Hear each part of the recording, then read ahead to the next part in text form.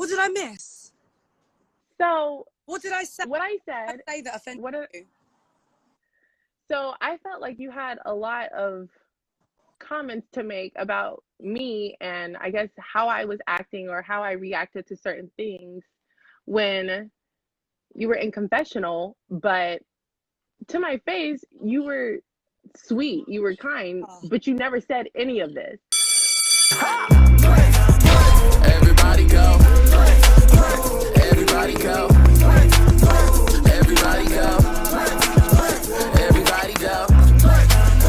Everybody go. Everybody go. Everybody go.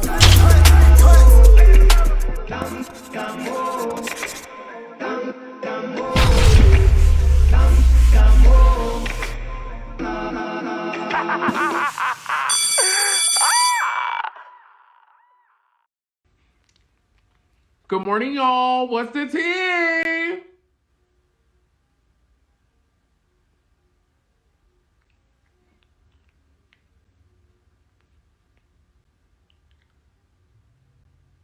Good morning, everybody. Happy Sunday. How y'all doing? How y'all doing? Good morning. Hi. Happy Sunday, everybody. I hope everyone slept well last night. I hope everyone had fun this past weekend. I hope you guys are getting into the things of the things on a summer, spring bling or whatnot. Listen, I am so excited to always come to you guys doing these things. For the top model, Cookie, go lay down. You will not make noise during this video. Now, you've been silently sitting in your bed all morning, and the moment I sit down and I go live, you want to wag and shake. No, ma'am. Thank you. I'm always so excited to do these with you guys, to talk about top model things. And we are talking to one of the most polarizing people who appeared on Cycle 19. I like Seymone and all of the things that she brought for Cycle 19. And you guys did too, and you guys had so many amazing freaking questions for her. I'm so excited to talk to her about the US versus Brit cycle. She's actually here in Atlanta. And hopefully I can meet her today. I am going to step out for a little bit before I get into the things of the things and meet her and do some, whatever. Let me just bring her in so I can actually invite. Seymone! You know, I always think about Seymone from Drag Race. My name is Seymone and I'm here for the throne. But this Seymone got her own song, hit song too. Seymone, hi Seymone! Hey, boo. How are you? I'm good. Yes, ma'am. Let me sit back. I got devices. It's okay. I'm in my friend's bed. My friend, my best friend, not any of that. Seymone, are you dating? It's summer, but it's not hot girl summer. Am I dating? What? I'm newly single, so you know. Me too. How long were you guys together? 8.5 years. I'm so sorry. No, I called it off. I won't even lie. I had to. Was it a guy or a woman? It was a guy. Okay. Are you part of the community? I'm just asking. I don't know. No, okay. I'm not. I support you guys wholeheartedly, but I'm not a part of the community. Cool. Okay. Yeah. I didn't know you were in an 8-year relationship. That's a long time. Yeah, it is. It is. Dang. I need to call you then for some advice. I was only in my relationship for a year, and I'm acting like it was a decade. Baby, don't call me, because I don't know when to get out, clearly. Don't call me. Don't call me. Are you saying that you think that you should have left? I should have left sooner. All my friends were like, oh, you shouldn't be in this. This isn't for you. And I was like, but I love him. Girl, we always screaming, but I love him. Right. But I love him. He will change. He gonna change. Don't get me started. No, don't do that. Don't get me started. If I can hop in a time machine and go back and kick my own ass, I would. I would drop kick me so hard in the chest, just bam. A few times, Snap out of it, bitch. but it's cool. It's cool.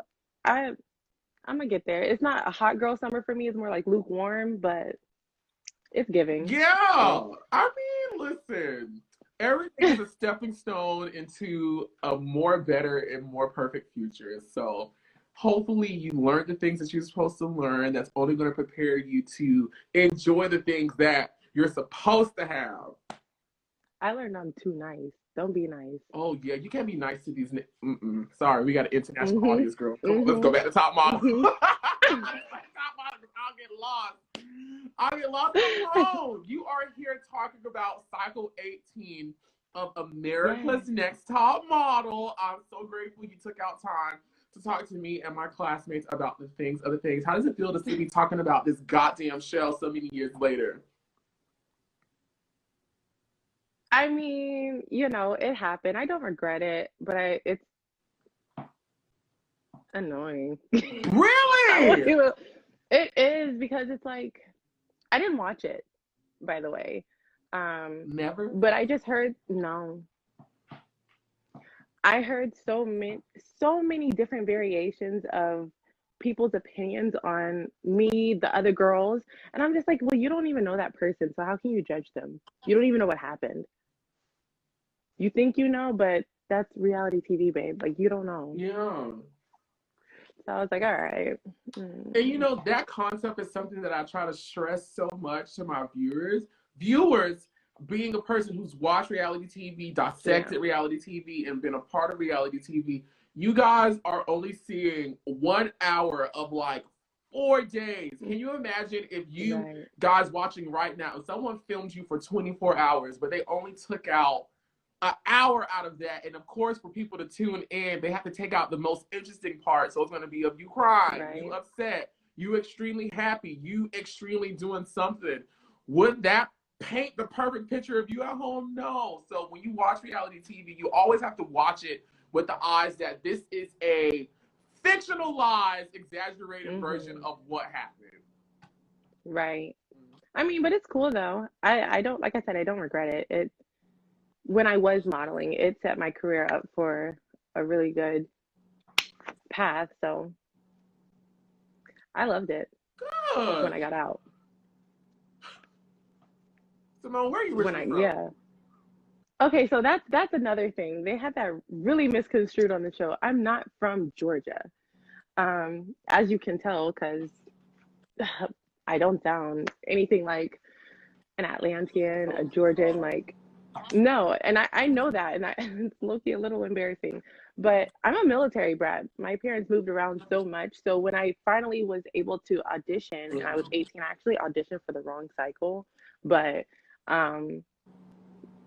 pretty much I was in Atlanta when I auditioned. And so they were like, okay, so where are you from? And I was like, everywhere. And they're like, okay, we're going to put Atlanta. And I was like, okay, that's fine, I guess. Like, I don't want them to judge me too harshly, because Atlanta is Atlanta realness. And I don't know if I have that that they have. Can you do an Atlanta accent? No, it's so aggressive, and my voice is so prissy.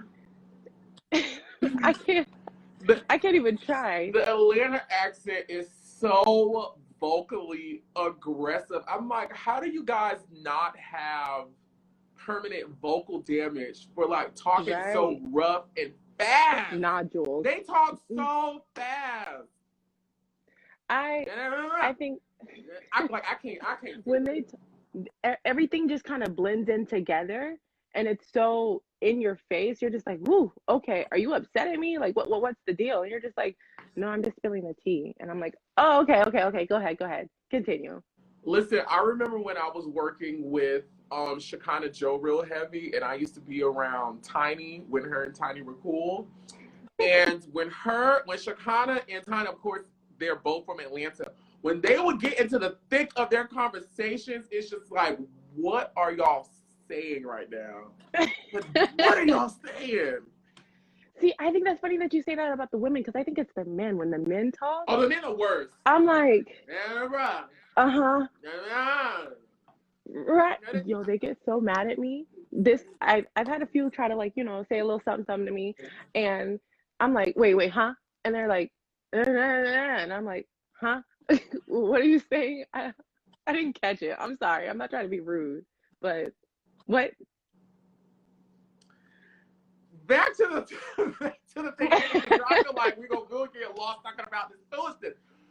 Tell us, okay, so you just said you auditioned for the wrong cycle of America's Next Top Model, which I did see. So that issue, you auditioned for cycle 17. How did you accidentally audition for cycle 17? Okay, so I think I had just graduated high school, and I was in my first year of college. I was 18. I had just turned 18, so I was in my second year of college, and pretty much what happened was I was like, you know what? I'm just gonna audition. I'm just gonna submit. And this was back when Tyra had her website, and you could submit through there, and then you could also go through, I think it was on the CW, you could submit through there. So I was like, I'm just gonna bombard them with me. So I submitted through both, and I got a call back from both ends, and I was like, oh, that's cute. you know and I went to Atlanta, and we stayed at, I want to say it was the W Hotel. That's where they had like the huge casting. Baby, we were flooded in there. There was, oh, I don't know how many females there were. Like, like you would go into the lobby, and the lobby, the one with the big behind, I almost cursed, I'm sorry. The big chandelier. Oh no, you could curse. You could not see a thing except tall behind women. And I thought I was tall. These women were huge. And I was like, oh no, I'm not gonna make it. How tall are you? I'm 5'10", 5'11". It depends on who measures me. Yeah, I don't even know anymore. I'm gonna say 5'11". 5'11". Okay. You're taller than me. 5'11" for the gram. How tall are you? So let's see. I'm 5'10", but I don't think I've ever really reached 5'10". Honestly, I think I'm taller than 5'9", but I'm not quite 5'10". Like 3'8", maybe. Yeah, it's like some weird shit like that. So Okay. The older I get, I used to claim 5'10", but now I claim 5'9". See, and I was the same though. When I was younger, I would claim 5'11" because I was like, okay, like, but then somehow, I don't know what these doctors are doing nowadays. I'm getting 5'10" consistently, so I'm like, okay. I guess I'm shrinking. I guess I'm getting old. Something's happening. How old are you now? Because I'm 28. Girl, you're not old. I'm 28. Yeah. That's not old. I feel it. What? I feel old. I got a 20-year-old brother, and all he does is like TikTok and all that, and I'm like, okay, what are we doing? Okay, all right, cool, okay. Yeah, I feel old. I feel real old. So you said when you were in the audition room, there were a bunch of tall women. You did not think you were going to like get through. My man boobs look very nice right now. You said you didn't think you were going to get through. You didn't think you were going to get through. What happened that you feel like they noticed you? I don't know. I don't know what made them notice me, because there were so many gorgeous women there, and actually I had befriended some of them, but they were stunning. Like it was insane the amount of beauty that was in that room, and I was just sitting there chilling. Like, I did not show up prepared, first of all, because I had not. Side note, I never really walked in heels before the show. I didn't do heels. I'm a tennis shoe sneaker, like trainer type of girl. So I was baby deer legging it through the hotel, trying to make it. I don't know what, baby, little steps. Like when you come out of the club and your feet hurt. I was tiptoeing. I don't know how I made it, but I did. So I was just being me. And if you like me and this is what you want, I'm right here, baby. Okay, so I'm going to get into the whole casting process, all of that through the fan questions a little bit later because they asked, again, amazing questions for you today. I'm going to get into Oh gosh, I'm nervous. A&TM roll call, where I'm going to name everyone who was a part of your season, and you're going to tell me the first thing that comes to your brain, good, bad, ugly, or indifferent. And I definitely want to hear this coming from you. Of all people, actually, of all people I've ever done this with, I am now most excited to hear what you're going to say. Are you ready? I guess. Here we go. I'm so nervous. I don't know. Don't be nervous. The first person on the list is Azmarie from the UK. Jazz, I love her. She is such a mom. She's so warm. She's so sweet. She was gone too soon. How did you feel about that first photo shoot where you guys were jumping on the trampoline with the rotating cameras and you guys had to embody historical women? I liked the concept, but a little tea. The reason, yes, baby. I'm gonna tell it all because I'm not in contract anymore. Understand the assignment and deliver. Pretty much the tea is that we had some culturally challenged artists. No, girl, say it, Seymone. Say what it was. It's 2021. I can't say they're culturally challenged. They did not have the diversity to mess with different ethnic groups' hair. Okay. So my hair, when I first started on the cycle, as you saw, my hair was pretty. I had just cut it, but it was pretty long for, like it was pretty long. Okay, cute. So then I guess they were trying to give me Michelle, trying to give me body, and they were trying to add some tracks in there. They added a track, added another track. And this was a young girl. I don't know why they had her on my head because she didn't know what she was doing. But yeah. And then they were like, "What are you doing? We don't want you guys to change their hair yet." And she was like, "Oh, I was just trying to fluff her hair out." And they were like, "Well, tease it." And so she was like, "Okay, I'll just take the track out." Baby, you already glued it in. How are you gonna take it out? So then she tried to pull it out. And I was like, "Girl, what are you doing?" And all I could hear was like my hair ripping. And so then she took some alcohol to break down the glue and what burning my scalp, trying to break down the glue that she had put in my hair. And I was like, "Stop, don't touch me. Don't touch me." I don't even know if they showed that. I went into the bathroom and I would not come out. Because you pulled out my hair, one, and then you're gonna burn my scalp with some alcohol. And that was like my first shoot. I was so done. Right there. So there was that. And then it was a little unorganized. I won't even lie. Nobody knew what was really going on. And there was not much direction on our first shoot. So we were just kind of jumping. People were falling. It was interesting. I will say this though, the amount of cameras that were around us, it was so cool. It was cool, but it was ratchet. It was a lot of cameras because it had to capture like the photo and do the little turn thing. How many cameras do you think were in front of you guys? I want to say like 15 because it was like in a circle kind of. But and then I'm gonna put this out there because I saw a little clip on YouTube. I watched little highlights. Sophie, baby, she didn't tell me what to do. I'm gonna say that. What she said was, just have fun. Do something that you wouldn't normally do. So I went to my little gymnastics bag and I was like, okay, so we're going to do this. We're going to make sure that these little toes are pointed. Thank you, gymnastics. And we're going to do a little hurdler or something, or a makeshift hurdler. Sophie, don't do me, babe. But go ahead. The next person you got first call out that week, right? I did. That was beginner's luck, like they said. It was beginner's luck, and I'm gonna say it. Well, you know what the song says, girl. You know the song, beginner's luck soon fades away. Oh, it faded. It faded so quick that it dissolved, and I was like, "Yo, Seymone, All right, let's wake it up, girl. The next person on the list is Mariah, the first U.S. girl to go home. Yes, that's my baby. Mm-hmm. She's so sweet. She's a little spicy though, but she didn't. I don't know. I feel like when she got there, it wasn't what she expected, you know? And so she was like, I can do or do without it. Like it's, and I don't mean that in like a negative context. I just mean like she is such a great, diverse person.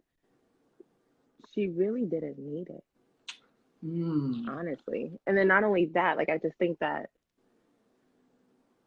again, they were culturally insensitive back then. So when it came to her, a lot of cultural things, they were like either get with it or get gone. And she was like, all right, I'll get gone. Really? Because you know she's Native American. Right. Like she it's not like, oh, like my family is Native American. Like she is like Native American. 100%. And they cut her hair off. And that's deep in their culture. Why would you do that? That's so insensitive. If you talk to any Native American, they will tell you that their hair is everything. So why would you do that? Exactly.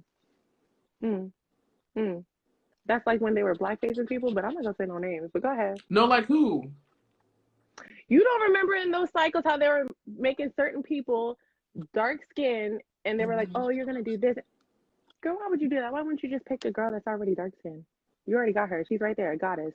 I don't get it. Well, okay. Seymone, you got me so fucked up right now. What was you guys' second photo shoot? I can't remember. Oh, what? I'm gonna have to Google it because I don't know. It was the was it when you guys were had to do the branding? I'm gonna have to Google it. Let me get on this computer. I don't know. I'm having a brain fart. Somebody help me, guys. Wasn't the second photo shoot when they were split up in teams?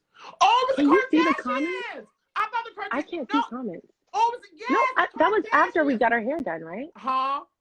We had our hair changed by then. Did they change it that early? Yeah, I believe so. Yeah. Yes, they did. Yes, they did. Okay. I didn't know what I was doing that day. How was I'm gonna be honest with you. Kris Jenner, Kylie, Kendall, they were, I won't lie, Kylie and Kendall were low-key fighting a little bit, but then they started like to themselves. They were cute. They were sweet. They were talking to us. Kris was so sweet. She was trying to give us tips and pointers, and like I remember one of the girls was like, oh, can I sit on you? And she was like, yeah, go ahead. Like she was really chill. Oh. I think, yeah, they were very much just people's people. I feel like they get judged so harshly for no reason. Girl. How did that photo shoot go for you?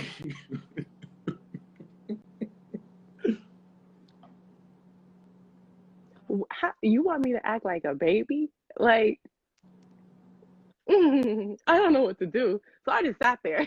I'm not gonna be in front. I just sat there because I was stumped. I didn't know what to do. I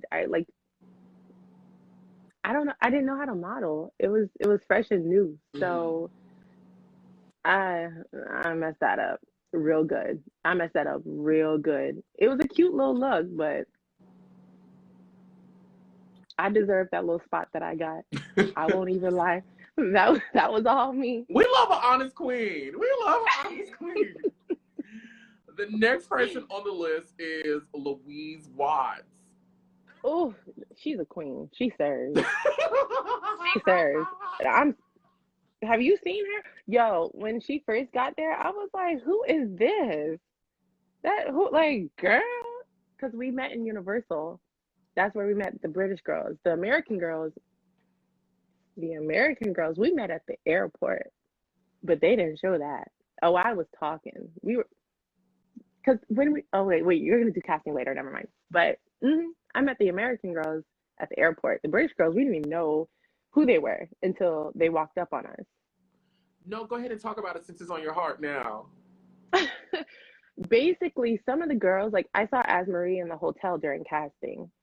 And I won't even lie to you, I didn't know that she was she because she was dressed so chill. Like she was we were bumming it in the hotel. We were just chilling because we were just going to go get food. Like they would take us down in a line, like kindergartners. We would go down in a line and go get food.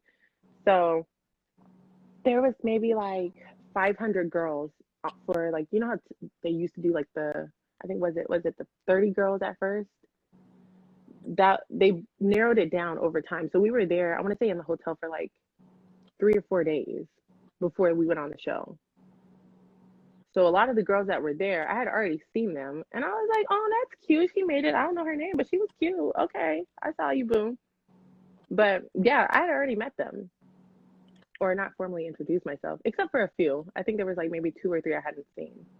Oh, okay. Mm-hmm. Thanks for that.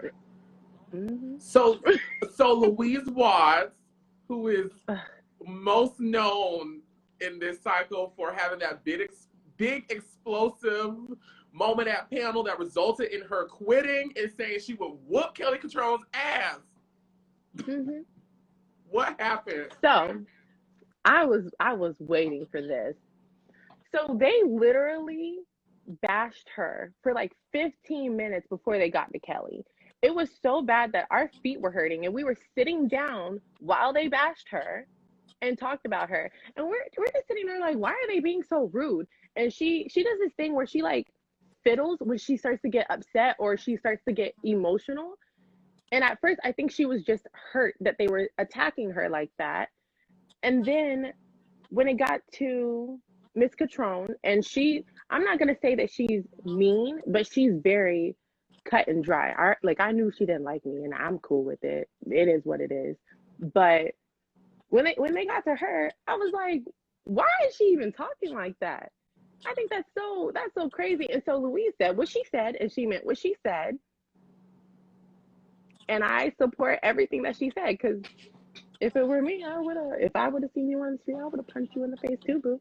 You had all that mouth. Do you remember that photo shoot when you guys were split up in teams and Kelly Catrone was there kind of overseeing you guys? Which, honestly, y'all, before I even go into my question, we honestly should have known that Mr. J, they were working on Mr. J being up out of there, because when have you ever seen them take a judge and put another judge on set like that, working and telling the girls what to do? We should have known then they was working Mr. J and all them up out of the van. Mr. J?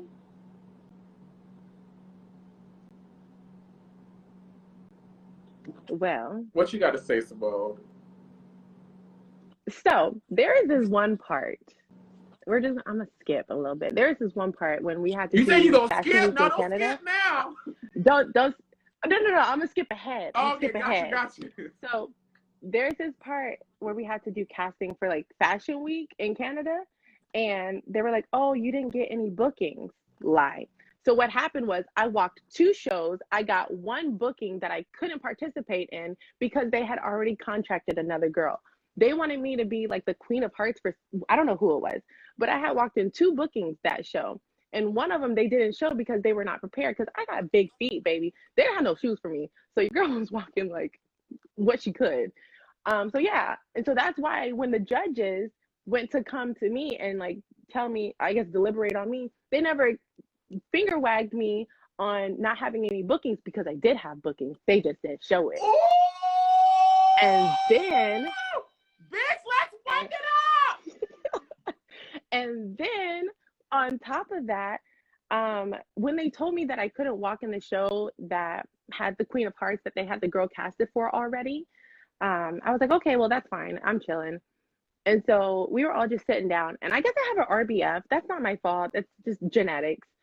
I'm not going to sit around and just cheese the whole time. I'm not a Disney princess. Right. Like, that's not real. So then someone came over and they were like, "What's wrong, dear?" And I was like, "Nothing's wrong. I'm just chilling." And he was like, "It seems like you're upset." And I was like, "No, I'm fine." Who said now? This? Girl, say the name, Jay Manuel. Mr. J. Mm-hmm. And I was like, I think it's so crazy, because any other time you don't talk to us, you act like we don't exist. And then all of a sudden the camera pans around to me. Now you want to sit down and try to talk to me and make it seem like there's some type of an issue, when realistically, I was just chilling. I was just waiting to see what we were going to do next, because we have handlers. We are handled. We can't do anything without somebody's permission. So I'm just gonna sit here and wait for somebody to tell me what to do. With like, and then it's just the simple fact of when someone's like, what's wrong? What's wrong? Baby, what's wrong? There's nothing wrong, but now there's a problem because you keep messing with me. So nothing is wrong. And then he decided to give me this little pep talk, and I was like, I don't know if they showed my face during the pep talk, but I was just like, what are we doing? What is this? Because you don't talk to me. Okay. Actually, he was sitting back there talking about us when we did our other shoot, but whatever. Yeah, he was laughing. Which shoot? I want to know what was funny. What was funny? Which shoot? The one where we had to like do that like crazy like on the table shoot with like all the food and stuff. That one. He was sitting back there laughing, talking, and kiki. And what was funny? With production. Oh, side note, just in case you didn't know, production picks our pictures. Oh, yeah. Production picks which pictures. And How it's you funny know because this? a lot How do you know this? Because we saw them pick it. They were going through the camera and they were like, ooh, that one right there. But they weren't like choosing ones to present to Tyra. Be like, Tyra, choose from these because we think these are really nice. Were they selecting the actual photo? They were selecting our picture. And it's funny because a lot of girls, and I'm going to say Kyle, because Kyle really got the crap end of the stick. They were like, oh, do this, open your eyes a little bit more. And then they want to turn around and be like, oh, your eyes are too big in this picture. And I'm like, but she was just following direction. So I don't understand. Like, they were set up. Okay, back to Louise Watts in the moment she stormed out the panel. That was really messed up. It was rude. And they shouldn't have done that. There was a lot of mistreatment. And if she gets punched in the face, she deserved it. So let me ask you this. You said that they were ragging on her for 15 minutes before they even got to Kelly Catrone. Who were the people who were doing the ragging, and do you remember what the rag sounded like? What words were they using with her? Paint the story for us, Seymone, that you're doing so well right now.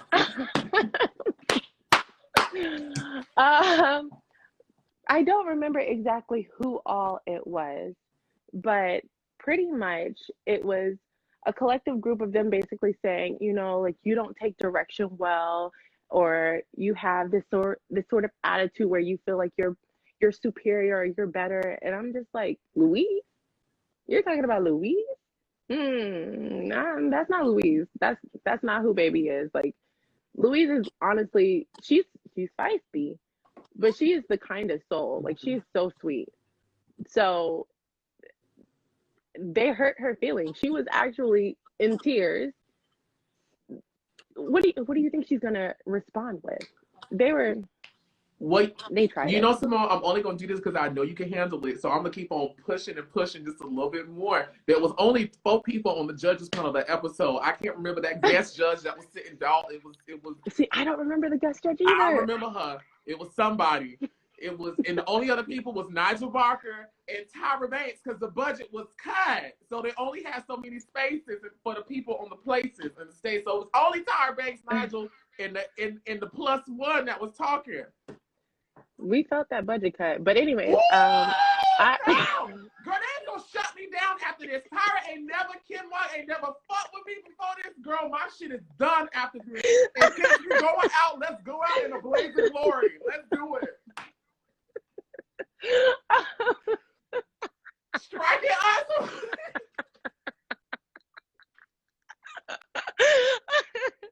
Come on, you finna get my school shut down, girl. No, it's cute. It's a cute little kiki.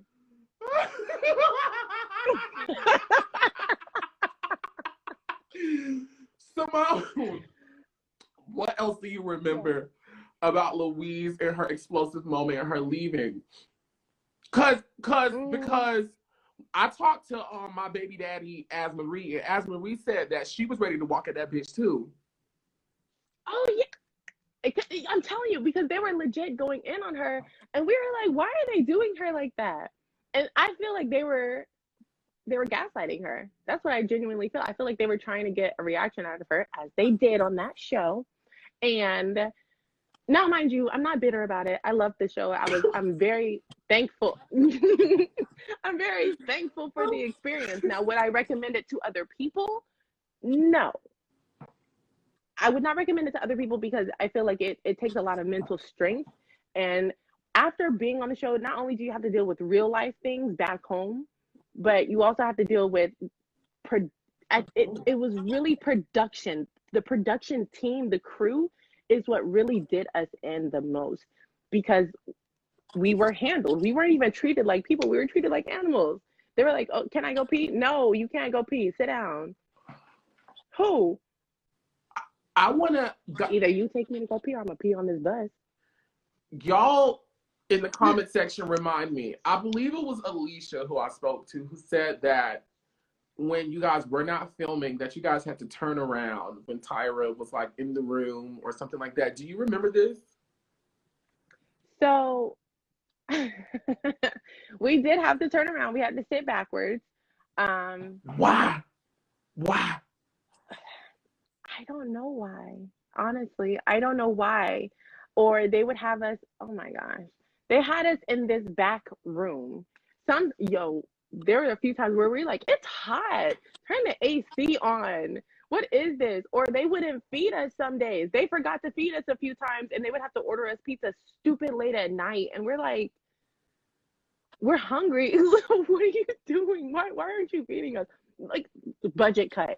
But yeah, like, there was no contact with her at all during deliberation or any of that. Like, none of that. When you talked to her is when we got up there that she called us up and that was it.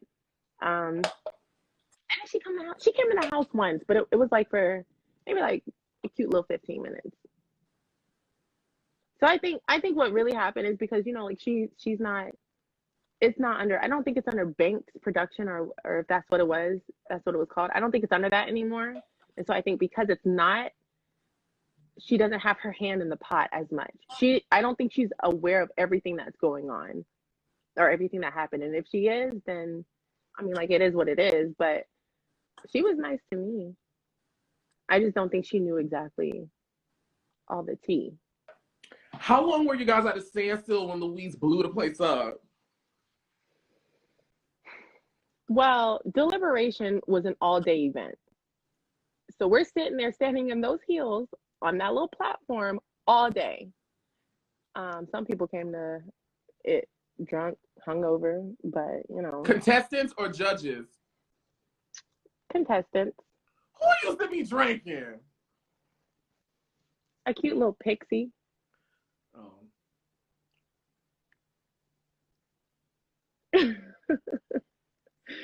So, anyways, wait, like we were. The only person I could think who had a pixie was Sophie, right? Sophie was the only one who had a pixie cut, right? Girl, you finna. Like I said, I'm not contracted to keep my mouth shut anymore. So I mean, what's really gonna happen? Are you gonna bash me on the internet? Are you gonna talk about me? Because I really don't care. Listen, I want to say now. I want to say it now. I just asked the questions. I don't report this shit. I didn't know. Y'all know I don't. I've had to say this in so long. I don't be knowing what my friends gonna say, even though we welcome everybody's truth and their experiences. I just facilitate and curate. I ain't responsible for none of this shit. Okay, all right. It's not even. It's just the simple fact of professionalism. Mm-hmm. We're coming here to do something, baby. Why are you drunk? Why are you hungover like that? And then you want to be like, oh, I don't feel good. Maybe it's because you were drinking so much. Wait, was it Sophie or Louise? I'm sorry. It was Sophie. Oh. Yes. And I just thought it was interesting how she never got in trouble for that. Now, I was sick one day, legitimately sick. I was sick. It was the day that they had woken me up. And I had blew up. I was sick. And so that deliberation, they were like, get it together, Seymone, drink some water. And I was like, I'm sick. What do you, like, I'm legitimately throwing up here. What do you want me to do? What do you want me to get together? I'm sick. But she was drunk. Oh, okay. All right. Next on the list is Candace Smith. Candace, my little peanut butter and syrup toes. That's my boo. She's okay. So Candace is not your typical person. She is so different. She's different in the best ways. Like she's not your stereotypical New Yorker. You know what I mean? Like I don't want to say oddball, but I think when she was coming on the show, she had told me this when we were in the hotel that she wanted to be a mortician, and she had this pet lizard, and I just thought it was the coolest thing that she was so unapologetically herself. It was refreshing. She's great. I love how her face looks. It's like a baby. Her face looks like if modeling was a word, that's her. Like her face is a serve always. Waking up, going to sleep, like she is just stunning. Honestly, all of the girls are stunning. What? Who's the next person? How was that car photo shoot for you guys? Yo, that was hard. Because they were like, don't stand on the seats. But then Nigel was like, stand on the seats. And the guy was like, don't mess up my car.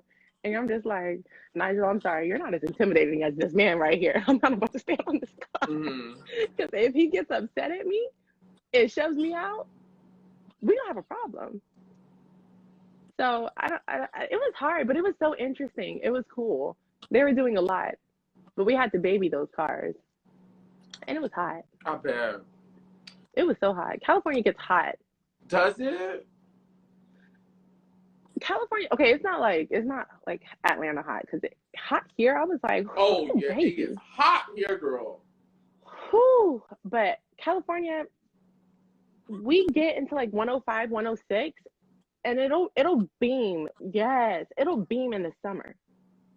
It just depends on where you are. And where we were, I can't remember exactly where we were. It's where they filmed Grease. I know that. But in that area, it was really, really hot. There was no shade anywhere. So we were like under this little tent thing, and they had like little fans. But like a fan doesn't do anything but blow hot air anyways.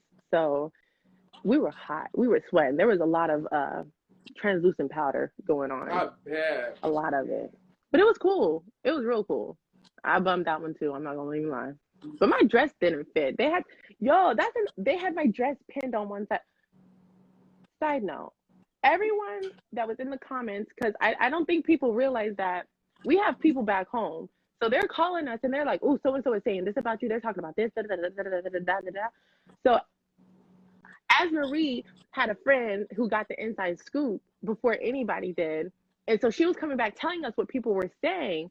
And so they were just trashing me. They're like, oh, this big hippo, da, da, da, da, da. I had a 26-inch waist. My waist was smaller than some of the girls, first and foremost. Second of all, I could put my hand like this around the biggest part of their thigh.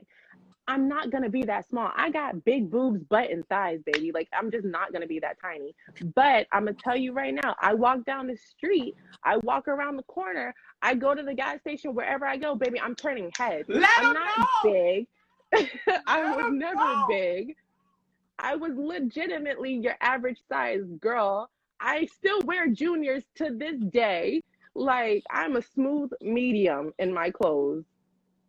Don't play with me, babe. Bite your lip. Ask for a call when you ride that jet. Oh, Seymone, I love you. I'm just saying, like, because they really tried it. They were like, oh, she's so big. These girls are double zeros. I was a size 8. Of course I'm going to look big. Girl, you wouldn't have been a size 8 on your best day. Don't do that. Y'all, I just want to say, I hope everyone's enjoying this show, because this is definitely our last show. After this is definitely our last show. We are going out with a full, complete, explosive bang. I know I promised y'all a 101 chat, but we would possibly just have to stop a little early, because, yeah. I can't even see any of the comments, honestly. No, everyone is enjoying you right now. Everyone is enjoying. I feel bad. I'm not a mean person. I'm really not. I'm just really honest. And I'm probably the sweetest person you'll ever meet. The next person on the list is Ashley Brown. Ashley. Okay. I think she's a mom. That's mama. I don't know. That's mama. Although she did try to chest bump me when that whole debacle happened, and I didn't feel it. So I mean, okay, but yeah, she's a mom. I have nothing but good stuff to say about most people, honestly. Yeah. I don't. I have nothing but good stuff to say about most of them.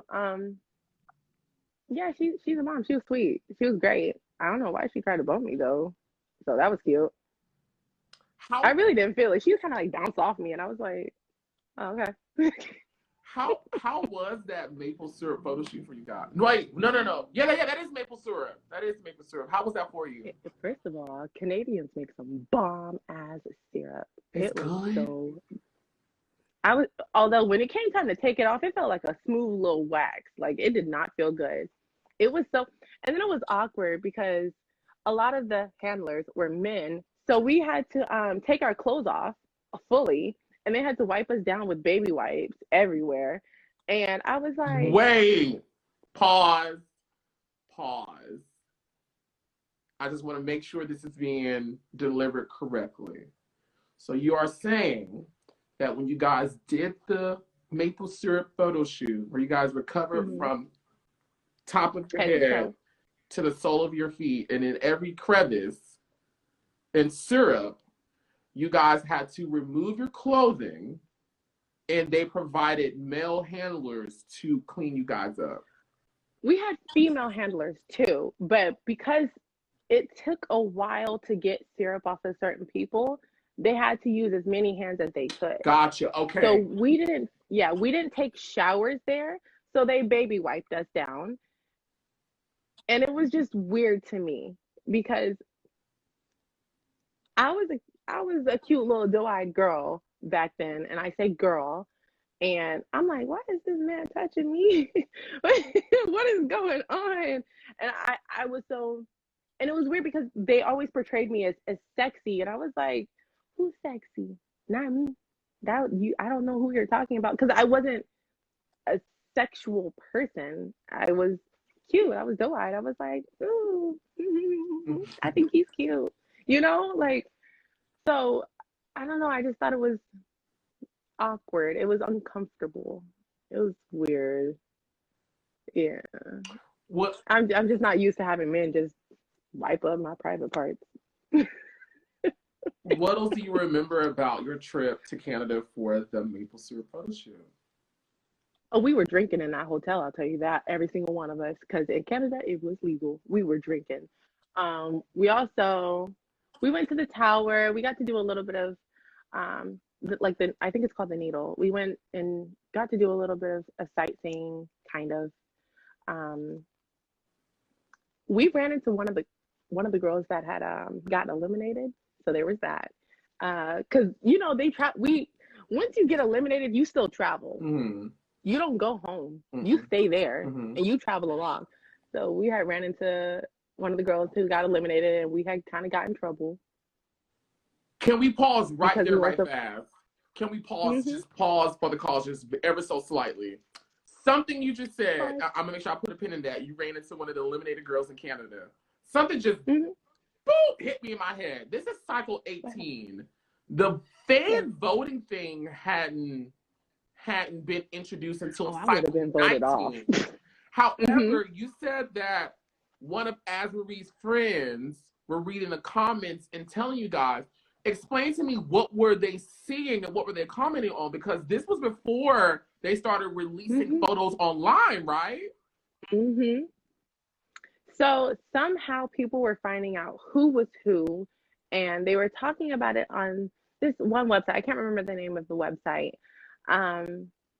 But they had found out who was who and what they looked like and what cycle the Brits were from and all this other stuff. Now, mind you, me having been on the map, because I didn't model, I was just some random girl who decided to audition.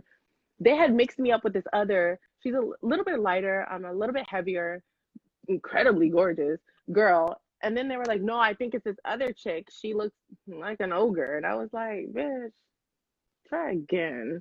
But yeah, like they were dogging us on some parts. They had found as Azmarie's music video that she did, because she did a music video with Kelly Rowland.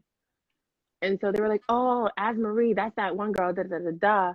And I'm like, "How are they finding this stuff out?"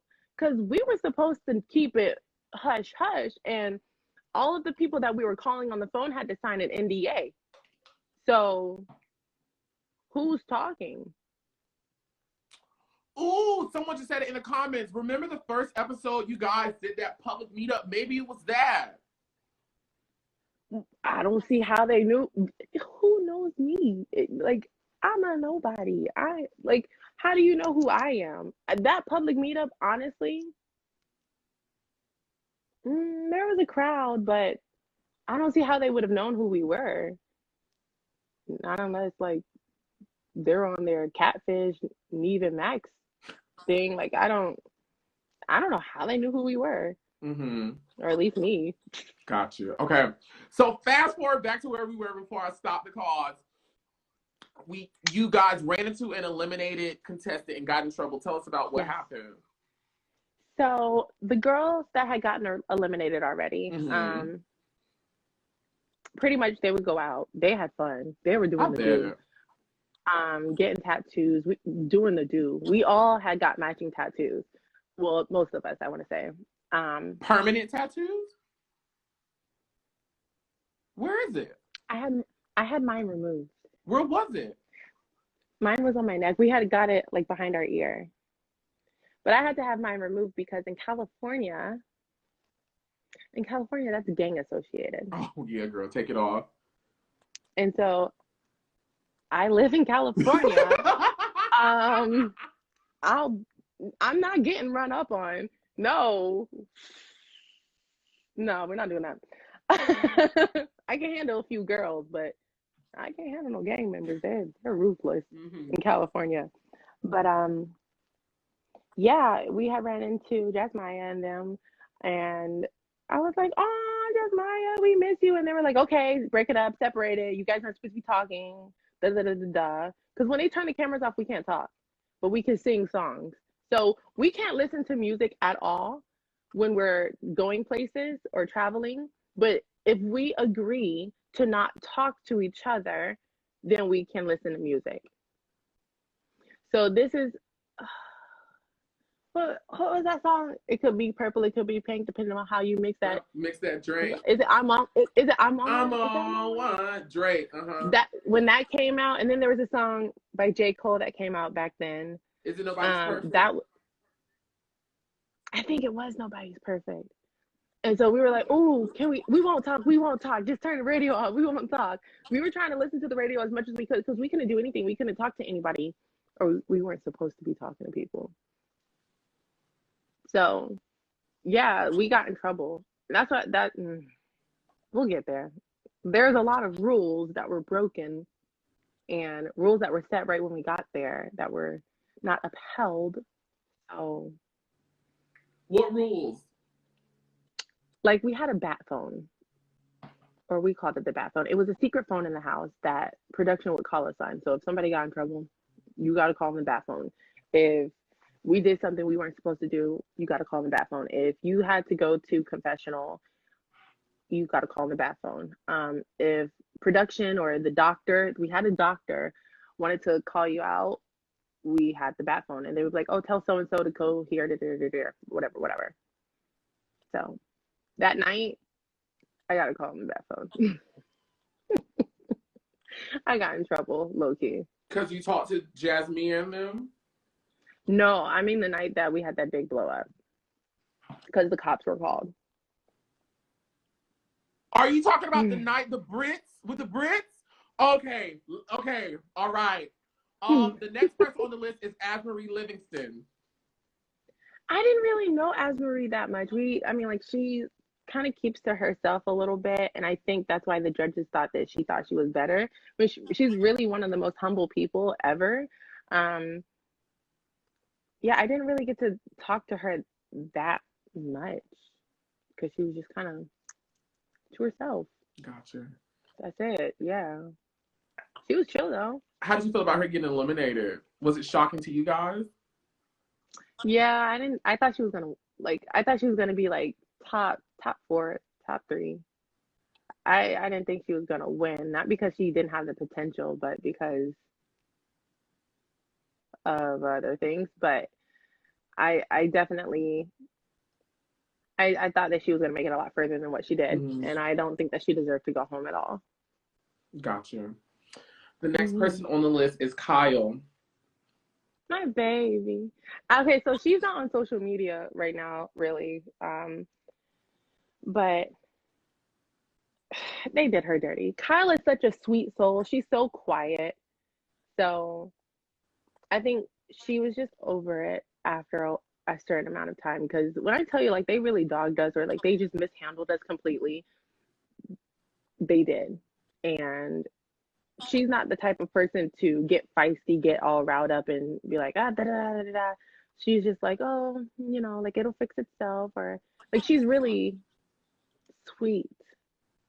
So she now she likes to party now. Don't get it. She used to like to party. Used to. She's a mom now, but she's a mom. Like that's my baby. My baby. Okay. That's all I can say. She was. They didn't let her do what she needed to do to her fullest potential. They held her back. In what ways? She would want to do certain things, and they wanted to stick with this big doe-eyed Southern belle thing. And she's like, oh, well, I could do this, I could do this. And they were like, oh no, we love your big eyes. And like it was just they had this weird little fetish about things that they wanted to push on us. So they really loved the fact that Azmarie was androgynous, and they were like, oh, well, you could be feminine and you could do this. Azmarie is more tomboyish than feminine. She can do a little feminine, but it's not like, ooh, let me put on like a padded bra and then go strut around like that. No, like she'll dress more masculine and add a feminine touch to it, and it comes off really like sexy. You know what I'm saying? Like, yeah, that yes. So they were trying to make her really feminine at some point. So that's what they were doing with Kyle. They wanted her to be like big-eyed and country, and she was like, right, but I could do more than that. And they were like, no, just stick with this. And she was like, okay. She's really soft-spoken. There we go. Soft-spoken. She doesn't really stick up for herself that much. The next person on the list is Catherine. Catherine. You know, so I have a mixed feeling about this because I really thought one way about her while I was there. I feel this way about most of the Brits, honestly. Yeah. I really felt one way while I was there, and then when I see or I hear certain little things that were said, I'm just like, oh, well, then why didn't you say that, babe? Like, if that's how you felt, then why didn't you say it? Because you had a mouth, I have a mouth. We were right there in each other's face. And that goes for everyone. No one said how they felt to my face, but when they got into that confessional, they were really bold. And my thing is, I could say it behind your back, to your face, to your side. I really don't care. I'm going to say it regardless. I don't care who's around. If I have something to say, I'm going to say it. And that's the energy that I kept. I'm not fake.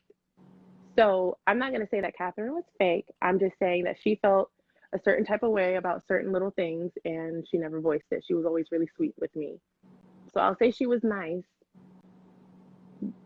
but she didn't keep it consistent.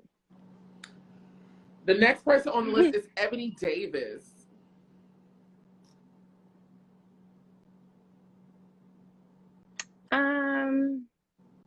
Don't do that. She didn't like me. We had this little attitude thing going on during the show. They didn't show that though. Yeah, she didn't like me, and I didn't know why. And I really tried, and we were trying to figure out what it was, but I don't know. I'm just gonna blame it on us being young. Because she was, I think, 18 or 19. I had just turned 20 like a month before the show, so I don't know what it was. She just wasn't messing with me, and so for the show wise, I'm gonna say it was really petty, really catty, giving me really bitter. But for her career now, I'm gonna say like she's flourishing. I think she's a beautiful girl. I've always thought that she was gorgeous. And I think that they really played it and tried her with those damn pigtails. Like, who's gonna walk around with pigtails? A whole adult. Girl. But her now, I'm pretty sure she's grown out of that petty catty toxic behavior. But back then, she didn't say anything to me, so she didn't really get the smoke. But all I needed was a word. I believe it. Back then, it was bad. What it is I have I'm so sweet. I'm so loving. I want to love on you. Let me take care of you. Let me be there for you. But when you take advantage of my kindness, when you try to mistreat me and all I've done was be nice to you, I feel disrespected at that point. I feel like you really tried me as a person, me as a human being. Like, you have that little care for me as a human that you're going to disrespect me. So I'm gonna make you respect me. You stop. You're gonna learn, because I didn't disrespect you. So you got the right one. You got the right one. Right one. Wrong day. The right one. What about Alisha? I was just talking to her. On the show, we were friendly. We were cool. I mean, like, there was no bad blood. I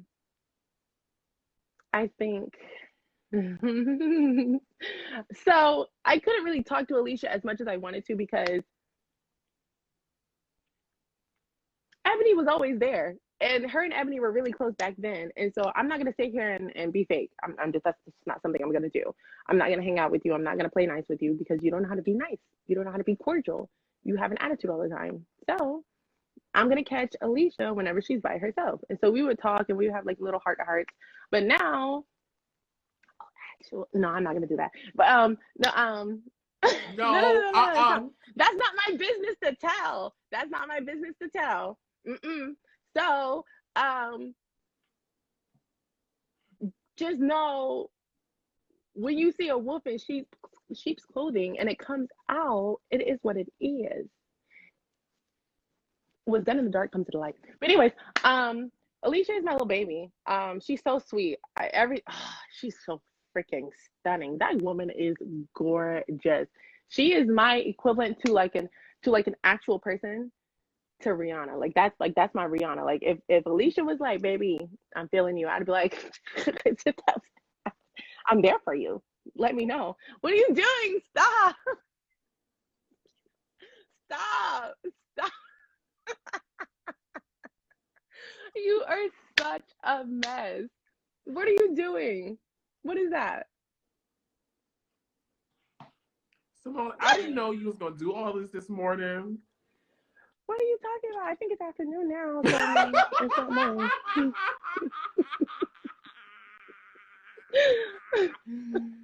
Yo. My head is hurting right now, Seymone. Like, I really honestly have a headache right now, because I've been laughing so much. Advil? No. We're going to eat some. Maybe have some mimosas. Where were we? We were talking about Alisha. That's my baby. Like, I don't care who says it. Like, if you have a problem with Alisha, I haven't talked to her in a while. Right. I've been reaching out to her. Stunning. Always. That's my baby. I love her. Girl. I love her. Right? Mm-hmm. That's what I'm saying. Like, oh, and her legs are stupid long. Like, you think that they're long on like, they are actual in reality the longest of legs. I was like, golly, okay, legs, sheesh. That was fitting. Her legs for days was fitting. Mm-hmm. That was fitting. Mm-hmm. Who's next? How did you feel? I mean, you weren't there when she got eliminated, and that. Well, she didn't get eliminated. She quit. You weren't there for all of that. But what is your reaction to her experience on Top Model? I don't think it would have been done for her. So she quit for someone else because friendship. I don't think that same energy would have been returned. But, you know, I think they knew that once the show ended, you know, because it wasn't returned. So, you know. I'm just saying, like, if you're gonna be my friend, babe. Don't be fake. So if I'm willing to give it all up for you, ooh, that sounds bad. If I'm willing to like just completely cut this off for you, keep that same energy with me. Don't wait. Are you saying what? Are you saying that? Well, I mean, I guess Alisha did kind of say that too. So you're saying like Yeah. a lot of the reason why Alisha quit is because she wanted Ebony to win or to have a chance? No, it's just the simple fact that it was between the two of them. Gotcha. And if it's between the two of them, like, oh, Tyra didn't give a fuck. Like, this is my said, friend. Both y'all bitches get y'all shit and go. Tyra didn't give a fuck. Yes, she did. She didn't. No. But I mean, like, honestly, like, I wouldn't say it's a competition, but you know, like, it's a show. So stop. It's a show. So I mean, like, you know, like, it's a show. Okay. They need entertainment. The next person on the list is Annalise.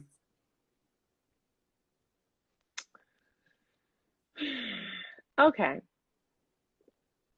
So I'm really stuck on that one because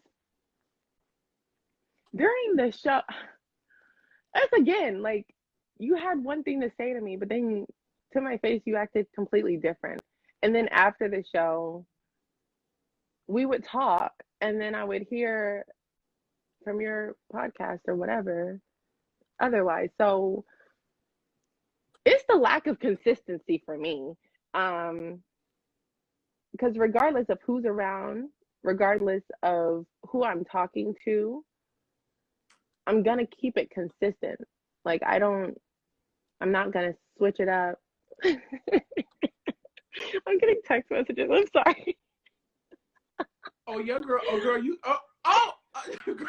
girl, you woke it up this morning. Yes, ma'am. You woke it up, girl. The whole top model neighborhood is up. They is awake. Everybody's up, hanging out their windows. Like, girl, what's going on? Girl, who is making all this noise? It is me, Seymone, making all this. Girl, who is making all this? Seymone. No. Seymone. Baby. It's real. And maybe that was my problem. That was my dilemma. I thought that we're going to keep it like real. Like, we're going to be real regardless. Like, I didn't realize that we were being TV. I didn't know that's what we were doing. Because if I would have known that's what we were doing, then I would have been real TV with everybody. If that's the move that we were on. So you felt like your experience with Annalise was that she was one way on the show, but in her other content and other opinions, you heard her voice other places. You felt like it was a contradiction. I feel like she was one way to my face, and then when she got into her confessional, when she got off the show and did her podcast, she said other things. And I'm like, again, if you had an opinion or if you have a feeling about somebody, like, just like I would do with my friends, if I feel like, girl, you were wrong in that situation, I'm going to tell you, baby, you were wrong in that situation. And I really feel like this is what happened, or this is the case, or whatever. Or I would be like, okay, well, tell me why you felt this way, whatever. Because to be honest with you, when the whole big explosion thing happened and she was like, oh no, I wasn't involved, that's my wine. I was like, and now you see why I was pouring out wine, because I said people were drunk and it was pissing me off. I was like, okay, you weren't involved. Take your wine, go ahead and go back out to the jacuzzi, do what you do, because I thought we were cool. I thought we had this mutual respect for each other. And that was, again, my dilemma, because I'm thinking we're all adults here. Let's be respectful of each other and each other's space. I thought that she and I had a mutual respect where if she felt some type of way. If I felt some type of way, I could come to her, she could come to me, not go be catty. But again, it's a TV show. So that was my problem. And that was my fault for thinking that we were going to be real and not fake. That's my problem. My bad. Excuse me. Next time, if there is a next time, probably won't be. I'll keep it real TV, real cute. I'll be like real smiley in your face, and then I guess we'll just have to talk crap in the confessionals because that's what we do. Well, you know, I've talked to Annalise a couple times. I find her very refreshing. It's been many years. So hopefully maybe you guys can like, you know. Honestly, I'm going to be honest. I haven't talked to really that many of them. Well, hopefully this is a great start. You know, this is a great start to new beginnings. I'm always, no, that's the thing. I'm always down for a cute little new beginning. We can talk it out, babe, because we're all adults. So I don't mind it. It's just, the disrespect was not needed, nor was it requested. So. Okay, the next person on the list is Laura. She was such an oddball. It was funny. She was funny. She was always, so I know. Sorry. Side note. They did her wrong one day. So she had her menstrual cycle. And did you hear about it already? I don't think I have. She had her menstrual cycle and she let the production team know. And they were like, well, we're going to do this shoot first and then we'll get you some feminine products. Baby girl was, not the shoot. I'm sorry. We're going to do this little section first. We're going to shoot this section first and then we'll get you some feminine products. We shot that section 3 times. We would go back, and I don't think people knew that. We would record multiple times. If they didn't get the reaction that they wanted, if we weren't as excited to see whoever it was that we were seeing, because sometimes we didn't even know who the heck it was. They were like, we need you to be more energetic, more lively. Okay. We can only be so lively so often. So they had that woman standing out there in the heat with her cycle on and going, and we're just like, and she's like, I'm sorry guys, I can't do it anymore, like it's, oh no. And I was like, this is ghetto. Like, why would you do that? Yo, Seymone, you know what you need to do? If you're ever interested, I would pay good money to watch you do reaction videos to top model clips. I would sit front row watching you react to top model clips from over the years. That is content I want to see. I'll think about it. I don't know. I've been out of the industry for a while. And everyone's like, oh, get back in. Side note, I quit modeling about 4 years ago. Well, pandemic, about 5 years ago. For my situation that I had for 8.5 years. Because they were like, yeah, because like I said, I love you and I'm real selfless. So I'm not gonna put you in a situation where you feel uncomfortable or you feel like somebody could possibly catch my eye. Like if that's not what you want, babe, if like I'm gonna quit. Well, you should have been friends with me. It's just gonna be you and me. I know my friends were so mad. You should have been friends. I went, fuck that.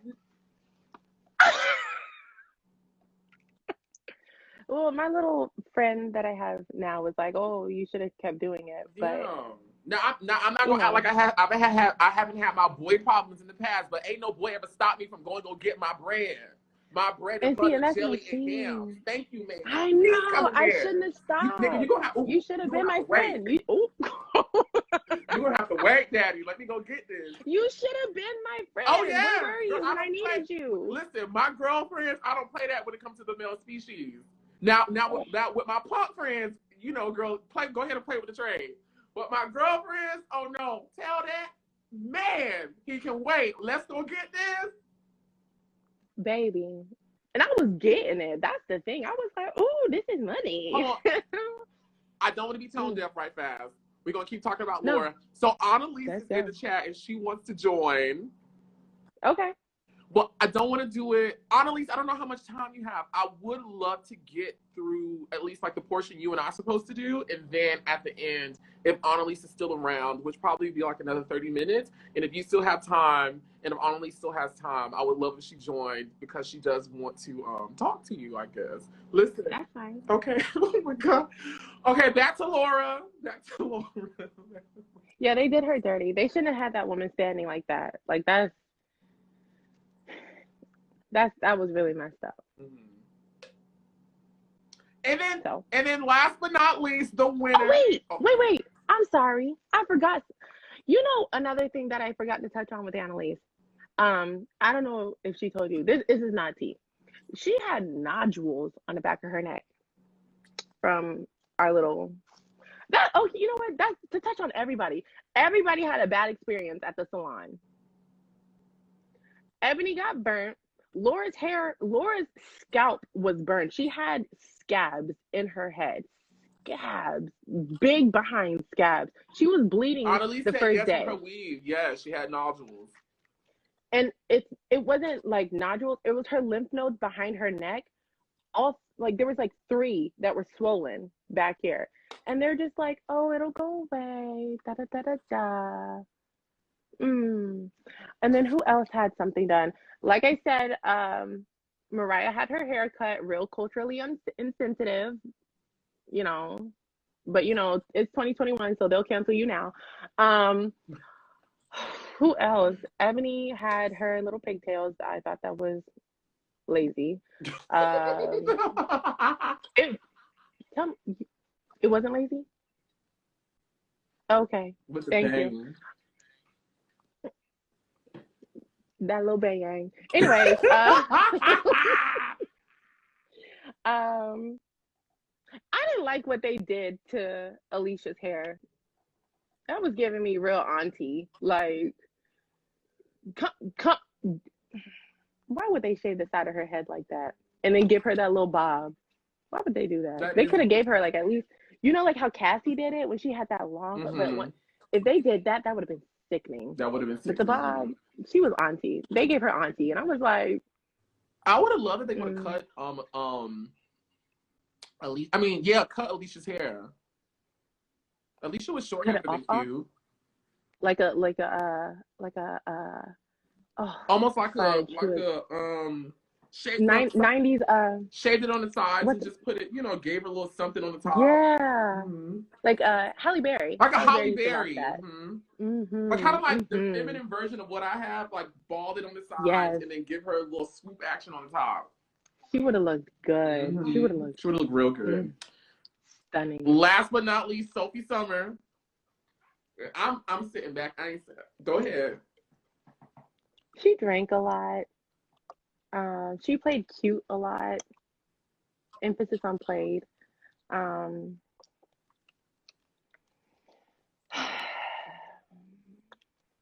She had a lot of mouth everywhere else. But you know, she was favored. It's cute. It's the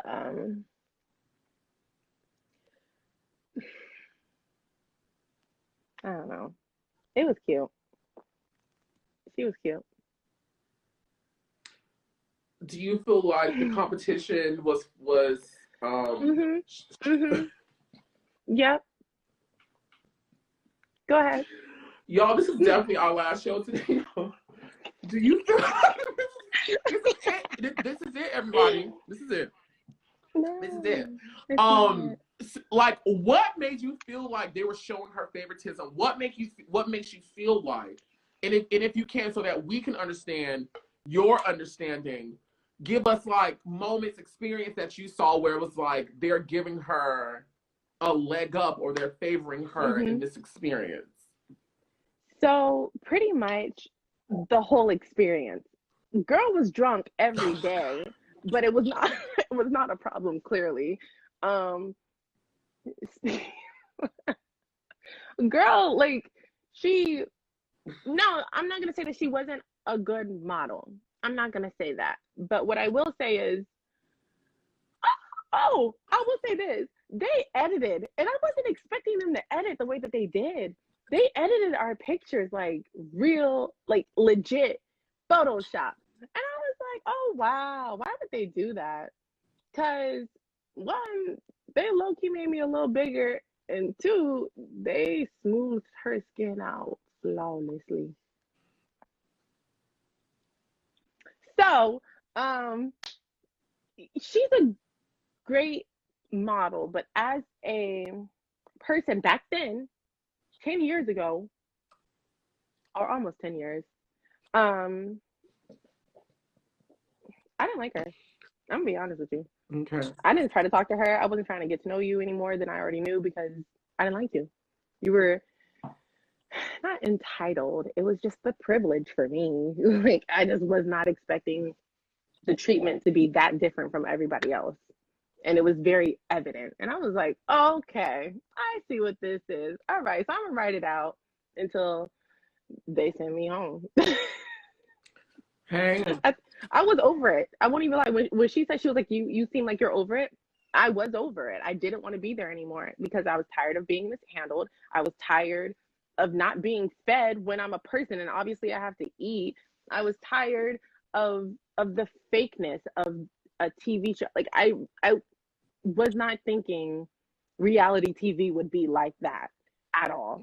But reality TV checked me. They were like, oh baby, this is what it is and this is what you're gonna deal with. So you talked about Jay Manuel earlier. Do you want to add anything else about him? Miss J is a queen. Nope. Miss J is a queen. She is realer than real. And if she says something, that's just what it is. She's not gonna lie. So Miss J is a queen and I loved her. Everyone loved her. Anything you want to add about? No, go ahead. Oh, I'm sorry. No, go ahead. When the cameras were off, she kept it consistent. She sat and she talked to us for like an hour, 2 hours. Like we were having heart to heart, going into her history, her family, all of that. Real recognize real, babe. Go ahead. Do you want to add anything else about Kelly Catrone?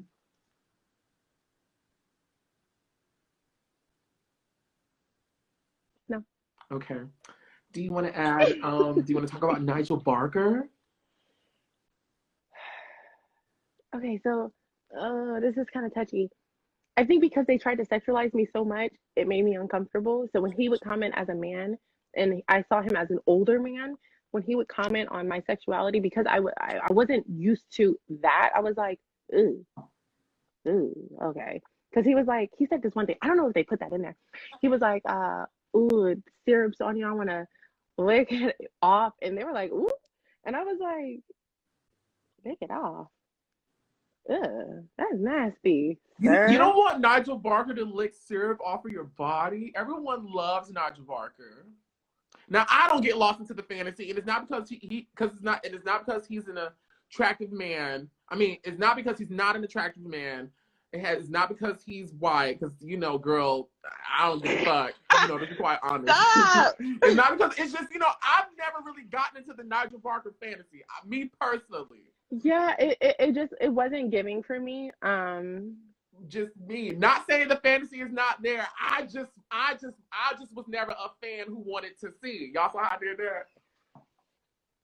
Yeah, it wasn't for me, and I just thought it was awkward because he was definitely like my dad's age, and so like it.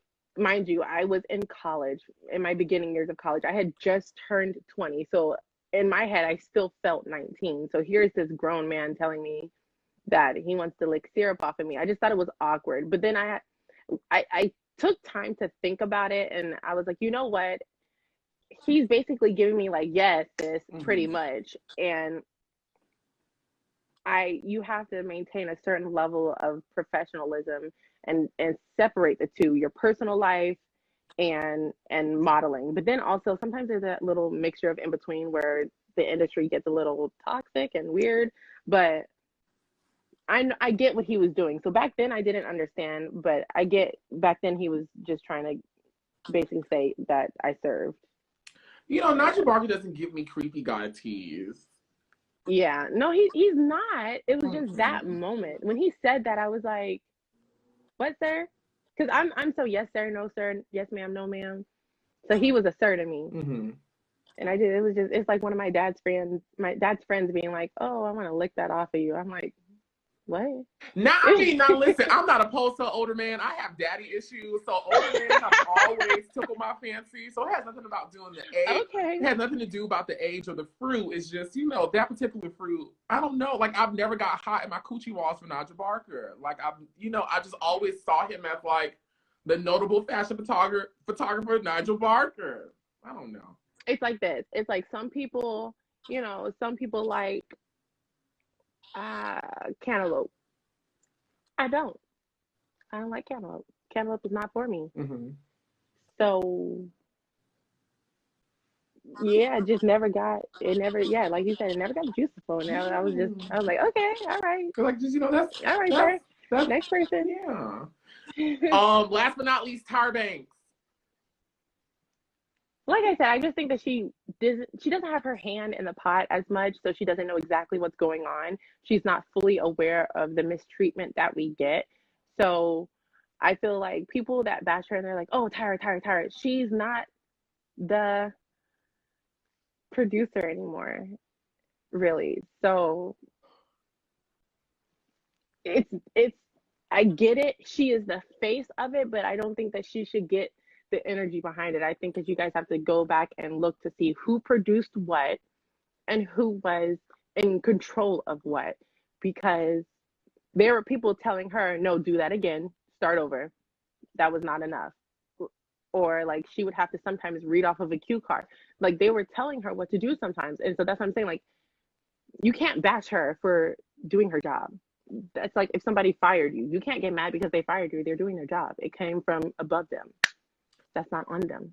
Did you have any experiences with her bosses, such as Ken Mok, the other producers who were in charge of the show? Basically, I got in trouble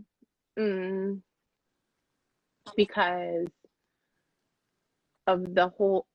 So, whenever we got ready to go to sleep, we had to call on our bat phone and tell them, hey, we're going to sleep. We're not going to talk to anybody else. Turn the lights off in the room so I can go to sleep and I want to be demiked. If we talked when we weren't on mic, we would get a little like tongue lashing. But pretty much when the whole ordeal went down, they wanted to mic me up. And I was like, no, I want to go to sleep. Don't touch me. I don't understand why it is that you guys said that whenever people are asleep, you guys can't go in that room. But then now all of a sudden, when people are messing with me 3 times at that, I said no. I said to stop 3 times. I don't think people understand. Like, I'm a really patient person, but once that 3rd time comes, I'm done. Like, I'm not going to sit here and keep playing with you. We're all adults here. So I said stop the 1st time and I rolled over. Said stop the 2nd time, got up and went to the little balcony or whatever and yelled. 3rd time, I'm coming for you. Like, I'm not trying to play these games with you. All I needed was somebody to trip and fall, possibly push me a little bit, and I would have been swinging on everybody. And at that time, and it's crazy because Alisha, the next day, she was the only person to apologize first and foremost. But the next day she was like, I'm sorry for that. Like, we really should have stopped. And I was like, I'm sorry if you felt threatened, but I really did mean what I said. And she was like, I thought you were going to hit us. And I was like, I was ready. Like, that's just what it was. But I find they bent the rules when that situation happened. And then somehow, because I reacted to it, they were like, well, you didn't want to be on the mic and all this other stuff. And I was like, because I wanted to go to sleep. I was sick and I was not supposed to be messed with. And they're like, well, the cops were called. And I was like, okay, the neighbors. Because I guess I when I went outside and I yelled, I guess I like, I'm a loud person. I'm not. Seymone, you was gangbanging. You was gangbanging a little right. You woke up. You literally woke up. Tell us. So they called the cops, I guess. And that's cute. They could have came. At that age, I was like, okay, and? What were you screaming, Seymone, that gave people alert to say, call the police? I guess it was just me screaming in general because I was screaming for a cool minute. It was so bad that I did not have a voice the next day. I was screaming that loud, that much. The whole incident was longer than what it seemed. Like it was a smooth scream. So, I wasn't expecting it. so what was Ken Mok saying about the police being called? I guess they were just upset at the fact that the police were called. I guess that's never happened before. And that they have to rent out that house. So they have to get permission to film in that location. And because I'm gonna say we because it wasn't we were disturbing the neighbors. It messes things up for them. I don't care. What happened? So, like I said, he gave me like a tongue lashing. But then on the other hand, he was like, we're going to get, because, okay, so they were throwing wet balls at me. And somebody said, anyways, somebody said something slick. And I don't know if it was true or not. I don't know if it's true because no, I've never talked to any of the girls that were doing it about it. Someone on the first go round, they said something. They were like, come back, let's go again, let's go again. And so when they came back again, I was like, no, they're not going to because I'm so nice to them. Like, they're not going to do that to me. So the second go round, they started throwing those little wet balls at me, wet paper balls. And I was like, all right, okay. And what got me up was somebody was like, it's toilet water. And I was like, excuse the out of me? It's what? Oh, baby. Got it. Got you. We're good. I don't know if it was Pixie or because I knew. Okay, so Alisha, you can tell the difference between voices somewhat, and I know it wasn't Alisha because Alisha is not a type of person. So it was somebody. Somebody was whispering something. I don't know what kind of water it was, but regardless of the fact, that got me up real quick. Everybody saying, we what didn't did she clean the say? bathroom. I heard exactly what she said. I was gonna lay it out there. Seymone is alleged. She said she don't know if this is true or not.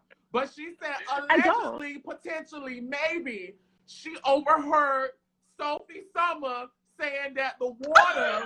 I'm just gonna put it out there. Listen, listen. This is what she's saying that the people said the wet balls was moisturized by toilet water and it came out of Sophie's mouth. That's what she said. For those of you who didn't pick up on what I don't know said. if it was her specifically. I just know that Alisha has a certain tone, like certain oomph to her voice. It wasn't Alisha. And then I know she's not a type of person because that's not who she is. She never was that type of person. So it's my last show. Somebody said it, and that got me up real quick because I was like, all right, you can stop because I don't think you realize I'm not with this TV stuff. I will turn this up real quick and be kicked off. I don't care. Like, and I'm telling you, I'm so nice. I don't understand why. Why? I told you to stop 3 times. Now I want to fight. Okay. I want to fight everybody. I have a question. And I was with it. I have a question. So I know we have something at 2, and then we still have the other questions, and then Annalise wants to talk. Do you want me to potentially bring Annalise on now? Do you want me to try to get through these questions and then bring her on? What is it that you want me to do? That's up to you, babe. No, it's up to you. This is your moment. I'm chilling. I mean, like, if she's ready to come on now, she can come. Okay. Annalise, I'm coming your way.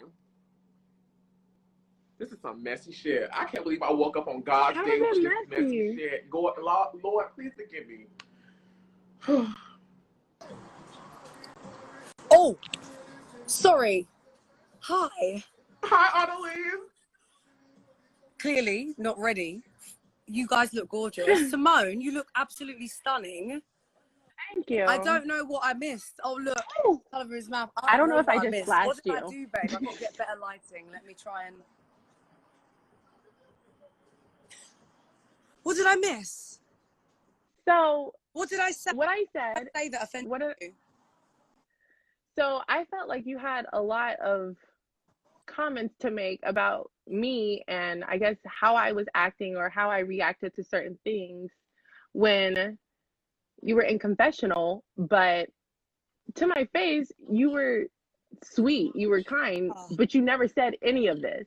You know what? And it's crazy because you guys would always tell me, "Oh, this is what the show is really like. This is what the show is really like." And I'm like, "No, it's fine. It's great." And you were like, "No, this is what it really is." And then you guys did what you were telling me. So I don't understand how. Fair enough. I'm sorry. To be fair, I'm so sorry if you think that I offended you. I personally I've only got good memories of you. And I feel like in my recaps and all the stuff that I've been doing, I've only spoken really well of you. If you think that I did that, then you know what? Fair enough. I definitely own it. But I think us British girls were just playing the game. We knew exactly what they wanted from us, especially in confessionals. And Yeah. so, yeah, I didn't know you. I was throwing everyone, saying all sorts of crap in that confessional. But I also, yeah, I'm sorry if you took that personally. I don't think you should have.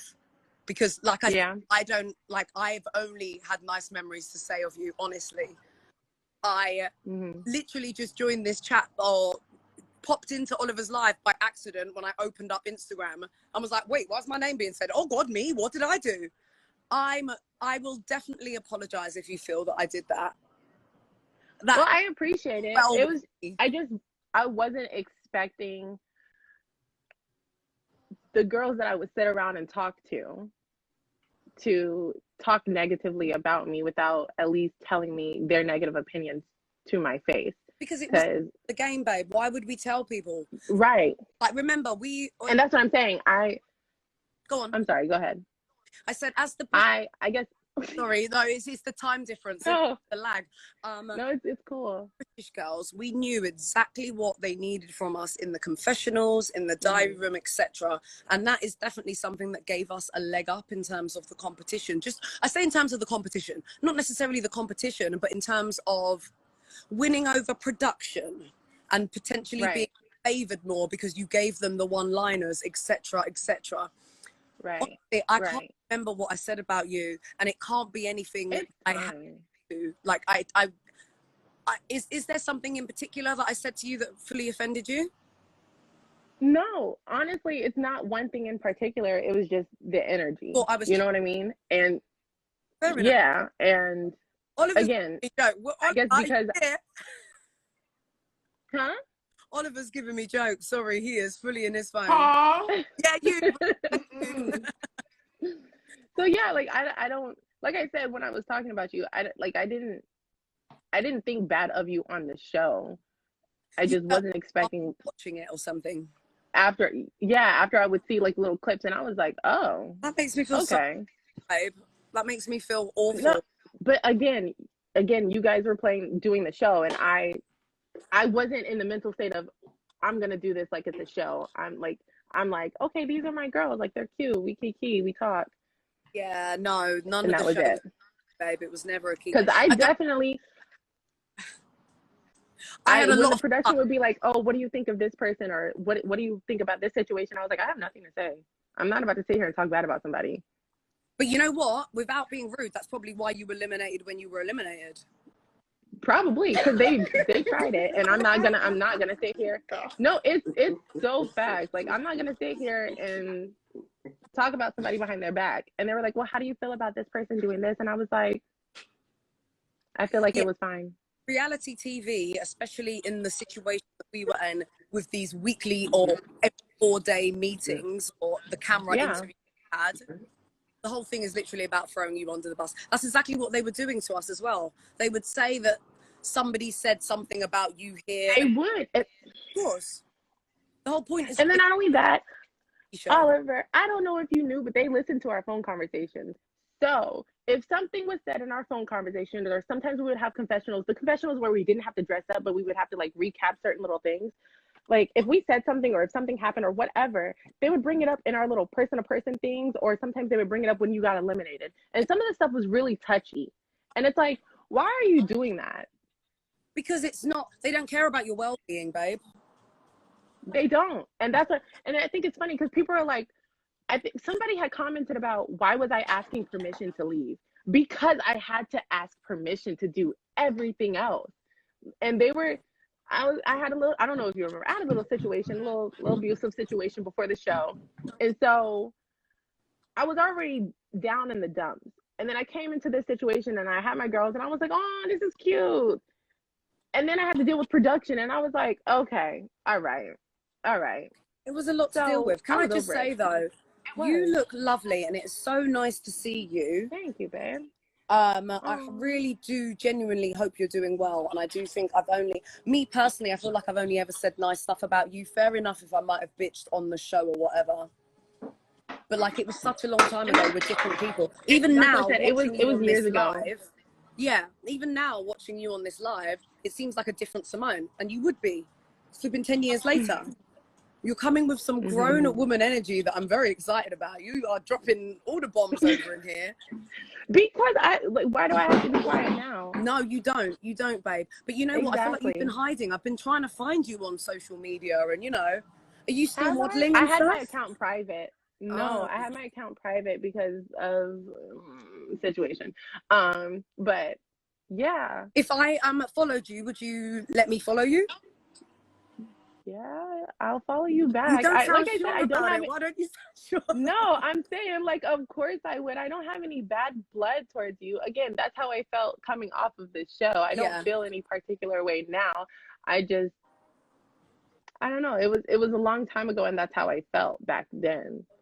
I don't carry animosity. You should know how I am. Like, I'm not an angry person. Of course. Until I get mad. No, it's cute. Like I said, I just think it's exciting just to see your face and hear your opinions, babe. Say what you got to say. Speak your truth. You are, honestly, watching all these lives is so weird to me because it's like all of us have shared the same experience, but have had such different experiences from the same experience. Like, I don't remember half of that stuff you're talking about. Honestly, you don't remember when we were on the bus right before the shoot for the cars, and it was me and a few other people who had to use the bathroom, and I'm not gonna say her name, but long hair was the one who was taking care of us that day on the bus, and we were like, we have to use the bathroom, and she was like, they're not letting us take you off. I don't know what to do. And she was getting upset because they wouldn't let us go to the bathroom, and we had waited there for Hold on, ladies, can we pause right fast? I just want to say this is so iconic. We have Cheryl Hole. Do you know how much I love her? From Drag Race, you motherfucking K, Series 1, in the chat, trying to get into the thing. Cheryl Hole. I would share a hole in a dick with you, bitch. I love you! I love you, Cheryl Hole! So bloody iconic, right? Yeah, I literally said the same thing to her. This is y'all doing. All the tea. And Cheryl Hole, we love you. Yes, so much. But yeah, they mishandled us a lot. And I was like, all right, okay. Because I think it was me and someone else. I think it was, I want to say it was more because she was out there. But I was like, if you don't let me off this bus, I'm going to pee on this bus. And I don't care. Because we were sitting there. Yeah. We were sitting there for like 30 minutes. I do remember us revolting in some ways. And I only think that happened because of us British girls. Because we knew what was happening. We're like, listen, at the end of the day, there ain't a show without us. If we need to pee, we need to pee. You're going to have to make it work. But there's maybe something in my brain where I do think that I've maybe buried the negative aspects of it. Yes. Because it was bad. But so overall, would you say it was a bad experience or a good experience? How do you feel?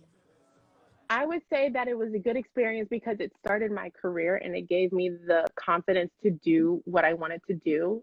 Because I didn't think that I was what the model industry would want, but I think the people banging the people behind the screen, the people behind the camera, they need to do better, screen better, do something, because they were legitimately doing us dirty, treating us bad, and not caring at all. Not remember they didn't feed us, and so then they ordered us a pizza super late at night. I want to say it was like past midnight, and I'm like, I'm salivating, baby. I need to eat. Yeah. What are like? I don't. What are you doing? Like they were just so dirty to us. No. They were so dirty to us. I just on it, yeah. Again, it might. I don't know. Maybe it's like I'm looking at life through rose-colored spectacles. But there's a lot of the bad stuff that I don't remember. Half of these chaps, Yeah. Oliver, you. It's like you're hashing up things that I didn't even remember happened, and all kinds of like. You don't remember Annalise- that one day where? Oh, I'm sorry. Go on. We were out by the pool when they were shooting that one part, and Laura had on those leggings, and she had started her cycle. Yes, you know what? As you were talking about that, I was a bit like, sorry, my bad. She's gonna die. Yeah, as you were talking about it, I was like, oh, this is ringing a bell. It's ringing a bell to my brain.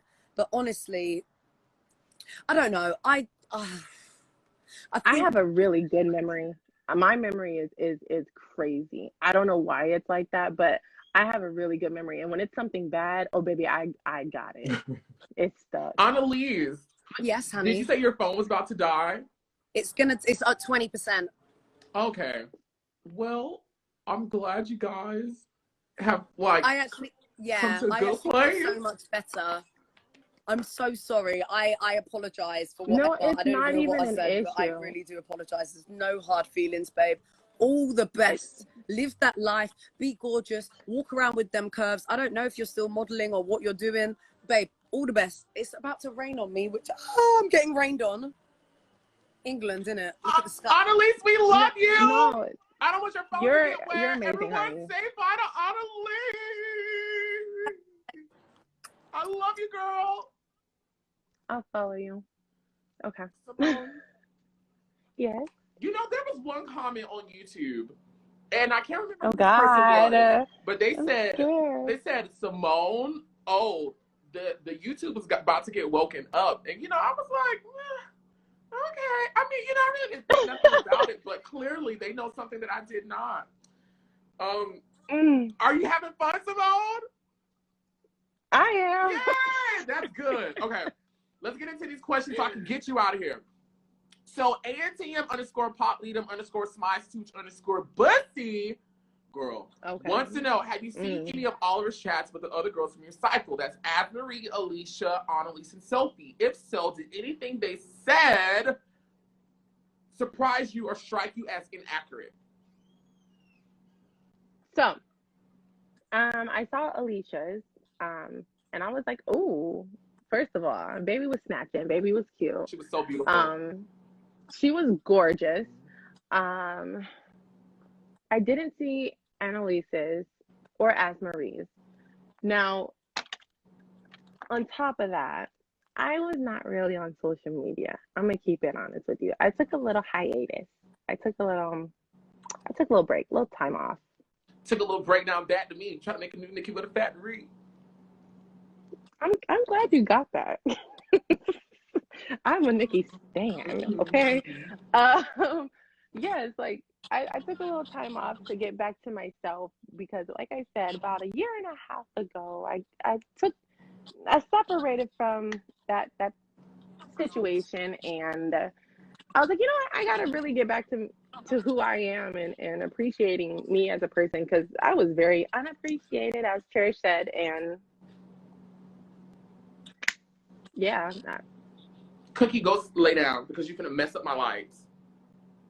Oh, not Cookie. Girl, you don't see the lights doing like this little flickering thing. It's her paws and stuff. Oh, she just wants a little bit of love. Girl, I'm over here working. But back to you. I'm so glad, honestly, that you've gotten out of that situation. I'm very happy to hear that you've moved on, because nothing, whether it's a relationship, a friendship, a business ship, should be hindering your growth. And forward motion. Yes. So I'm glad that you've gotten out of that and you took the time to get yourself together. We have to do that from time to time. I wish I would have did that. I did do that.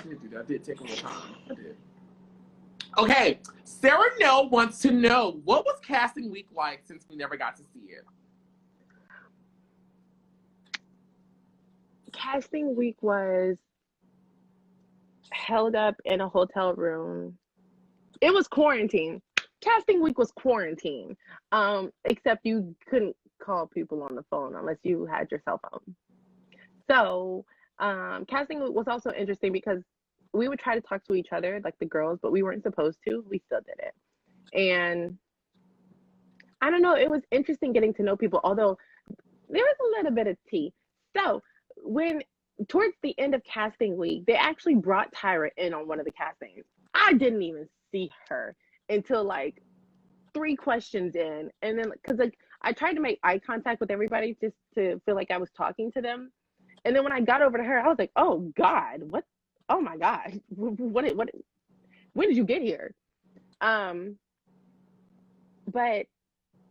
they were like, "Oh, so what happens if this happens to you, or what happens if?" They were really trying to figure out what our tolerance was for people. Oh, another little thing, we had to get this little test done where they hooked us up to this machine and we would have to answer questions. And I guess they were trying to see like where our psyche was. They also did blood tests on us to see if anybody had anything that was contagious or whatever, and they put us on medications. They set us down, I think, with a psychiatrist. I think that's what he was, like, just to see like how we were and where we were mentally. And I was like, oh my gosh, why are we doing all of this? Like, gosh, is it really this deep? It was that deep. It was needed. Oh my gosh. Casting week was cake. It was literally a cakewalk. I thought it was gonna be like that the whole way, and it was not.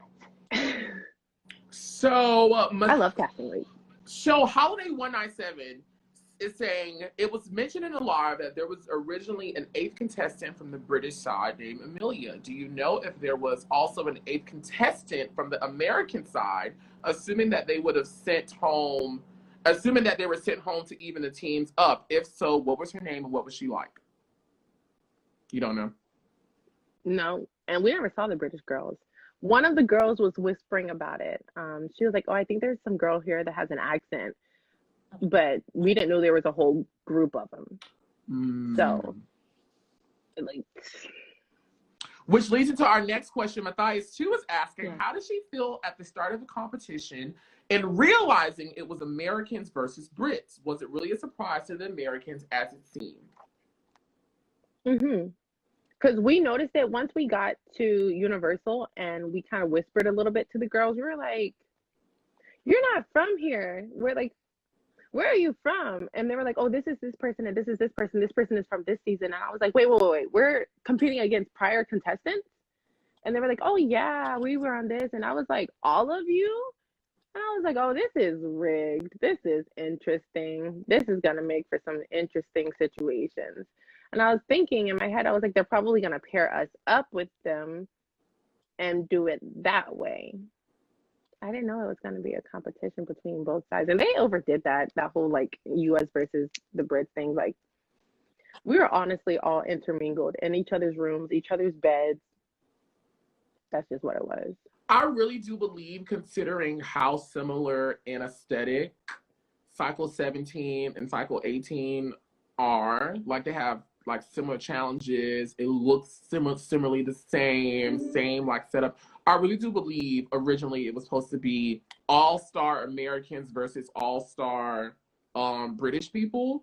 I'm interested to know, like, that's what I really do believe. I'm interested because to me it doesn't make sense really for them to get like all the all-stars, brand new people, versus brand new people. And again, I'm using the fact that Cycle 17 and Cycle 18 were so similar, like so extremely similar. I really do believe that was the original setup, and I'm curious to know what happened that they didn't do it. It probably has something to do with, like you said, because like I said, I auditioned for the wrong cycle, but it was only because they had an open casting. So I'm thinking that maybe last minute they weren't able to do Cycle 18 as Cycle 18 and they had to switch the two or something of that nature. And Because why would they have an open casting for Cycle 17 if it wasn't an open casting? Right. You know what I mean? That makes no sense.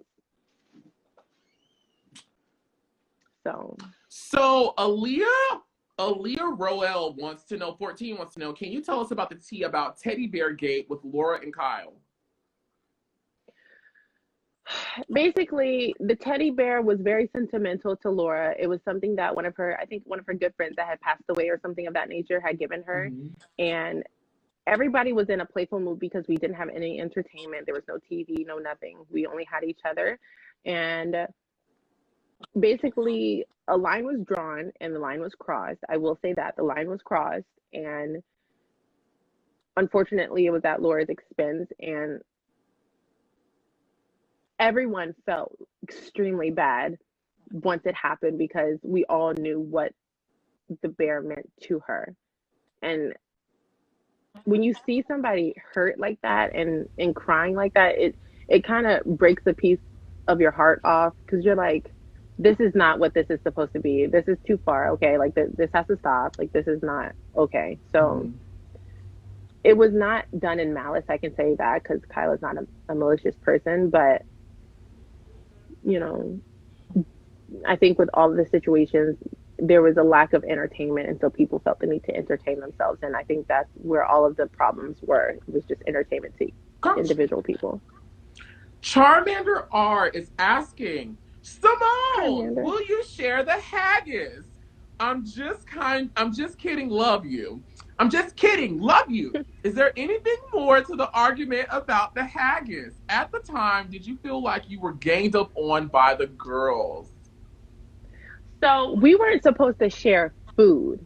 When we were doing the competition, the little test, we were supposed to each, and that's why we were all standing in front of one plate. We were all supposed to eat one plate.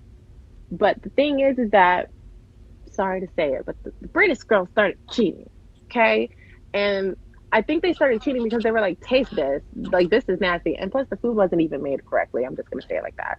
But anyways, you know, like, they were like, taste this. Like, what is this? And so everybody was so curious about the different foods. So they started tasting everybody else's stuff. I'm a competitive person. I'm not about to sit here and be disqualified because, you know, they like to do that on this show. They like to DQ people because you didn't follow the rules. No, we're going to follow the rules. We're going to win this cute little money that we're not got. We're going to win these clothes. No. Oh. No. So, anyways. Seymone, like, people say raise your camera a little bit. They can't see your eyes. I'm sorry. I'm sitting in my friend's bed. I'm doing the best I can. No, you're okay. But yeah, like, we were in a competition and we had rules. So I wasn't trying to get disqualified at all. I'm very competitive. You say let's run, I'm running. Like, if you trip, babe. I'm sorry.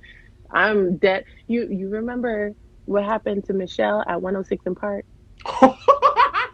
And Beyonce kept on pushing. Said, baby, catch up. Okay. Because, like, at this point, like, I'm sorry. It is what it is. So that's how I am. I'm competitive. Until I was like, bro, you knew the rules. Why are you sitting here trying to play with me? I'm not about to sit here and cheat. No. And they were like, just share. And I'm like, no, I don't want to get disqualified. I'm competitive. Let's win. I'm that person.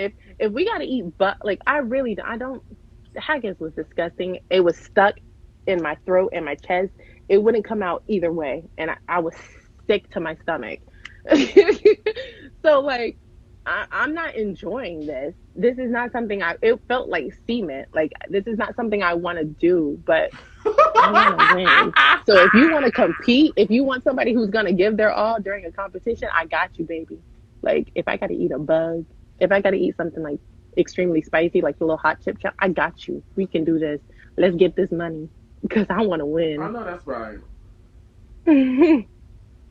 Jay Hong wants to know, why was she so moody during the Ghosty challenges? Ghosty challenges? Was that the Canadian Fashion Week? I think that's what they're talking about, which you talked about earlier. Yeah, I wasn't moody. I was just chilling, honestly. I don't know. Sometimes, like, I'm like, oh, I'm bubbly, da da da da. I'm gonna fix my lipstick. Sometimes I'm like, oh, I'm bubbly, I'm feeling this, da da da da. Sometimes I'm just like, I'm just chilling. Mm-hmm. Like, I'm not really, I don't know, serving energy today. So Gotcha. I think when I just sit and I'm chilling and I'm just like not smiling and giddy, it comes off as RBF, and you're like, ooh, what's wrong with you? But I'm just You're just chilling. sitting here. Yeah, I'm just sitting here. Guys, and if you just came into the classroom, she talked about her time during Toronto Fashion Week and an experience that she had with Mr. Jay Manuel about her being moody and whatnot. So when I upload this to my YouTube channel, you can, of course, rewatch it. And she goes into more detail about that experience earlier in the chat. Vanta Cosmetic is saying, hi, Seymone. Seriously, how lame was that whole Intoxabella powers thing where Tyra gave you all supermodel powers? It was lame. I mean, we had to act like we were into it, so we acted like we were into it to get to the shoot. I mean, like, nobody likes to reshoot the same scene more than once. It gets boring. It's annoying. We're hungry. We want to go sit down. So let's go ahead and smile for the camera and get on with whatever we're supposed to be doing today, because we're never notified. We didn't even know she was going to be there. Yeah, they were just like, get ready. Vanta Cosmetic is also asking, hi, Seymone. What did you think of the booty tooch lesson with Tyra and Azmarie refusing to wear the booty pad? It's her butt. She can do what she wants with it. I mean, last I checked, she didn't say she wanted to be super feminine, nor did she say she wanted to change her body to aesthetically appease somebody else. Mm-hmm. Last time I checked, I don't have to change my body or the way that it looks to make it look good to someone else's standards. Mm-hmm. I feel like body positivity should have been a thing, but you know, I mean, like, it is what it is, because again, that's her body. That's how she's shaped. I just feel like that was not cool, because she's a slim girl. She doesn't have much booty. Mm-hmm. So she's a slim girl with no booty. She can still toot it. She can still toot it up. Mm-hmm. Like, you know what I mean? Like, I just feel like a lot of the stuff that happened wouldn't fly in 2021. So, body positivity. She would look good. When you just said this, that was her booty, she could do what she wants. You remember that song from back in the day? I almost want to say, was it Trap? It's not. I can do what I want. I'm a big girl now, baby. I got you. Oh my God, Seymone! This not. I can do what I want. I'm a big girl now. I'm a big girl now. I can do what I want. Front, down, stop, and stop, and stop. Get it right. Pop, do it right. That everything. Stop it on your booty, girl. You looking dandy. Let's shake that one. Now pop that. Yes. I used to be out and about quite a bit. Oh you know. Hella yes. is asking, what is Seymone's opinion on the Ebony Kyle fight with the mean racist group?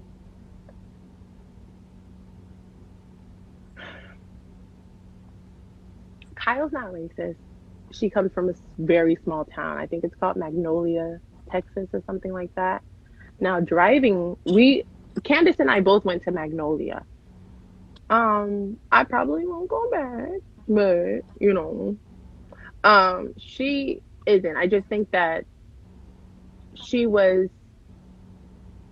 a little racially ignorant to certain things that were coming out of her mouth.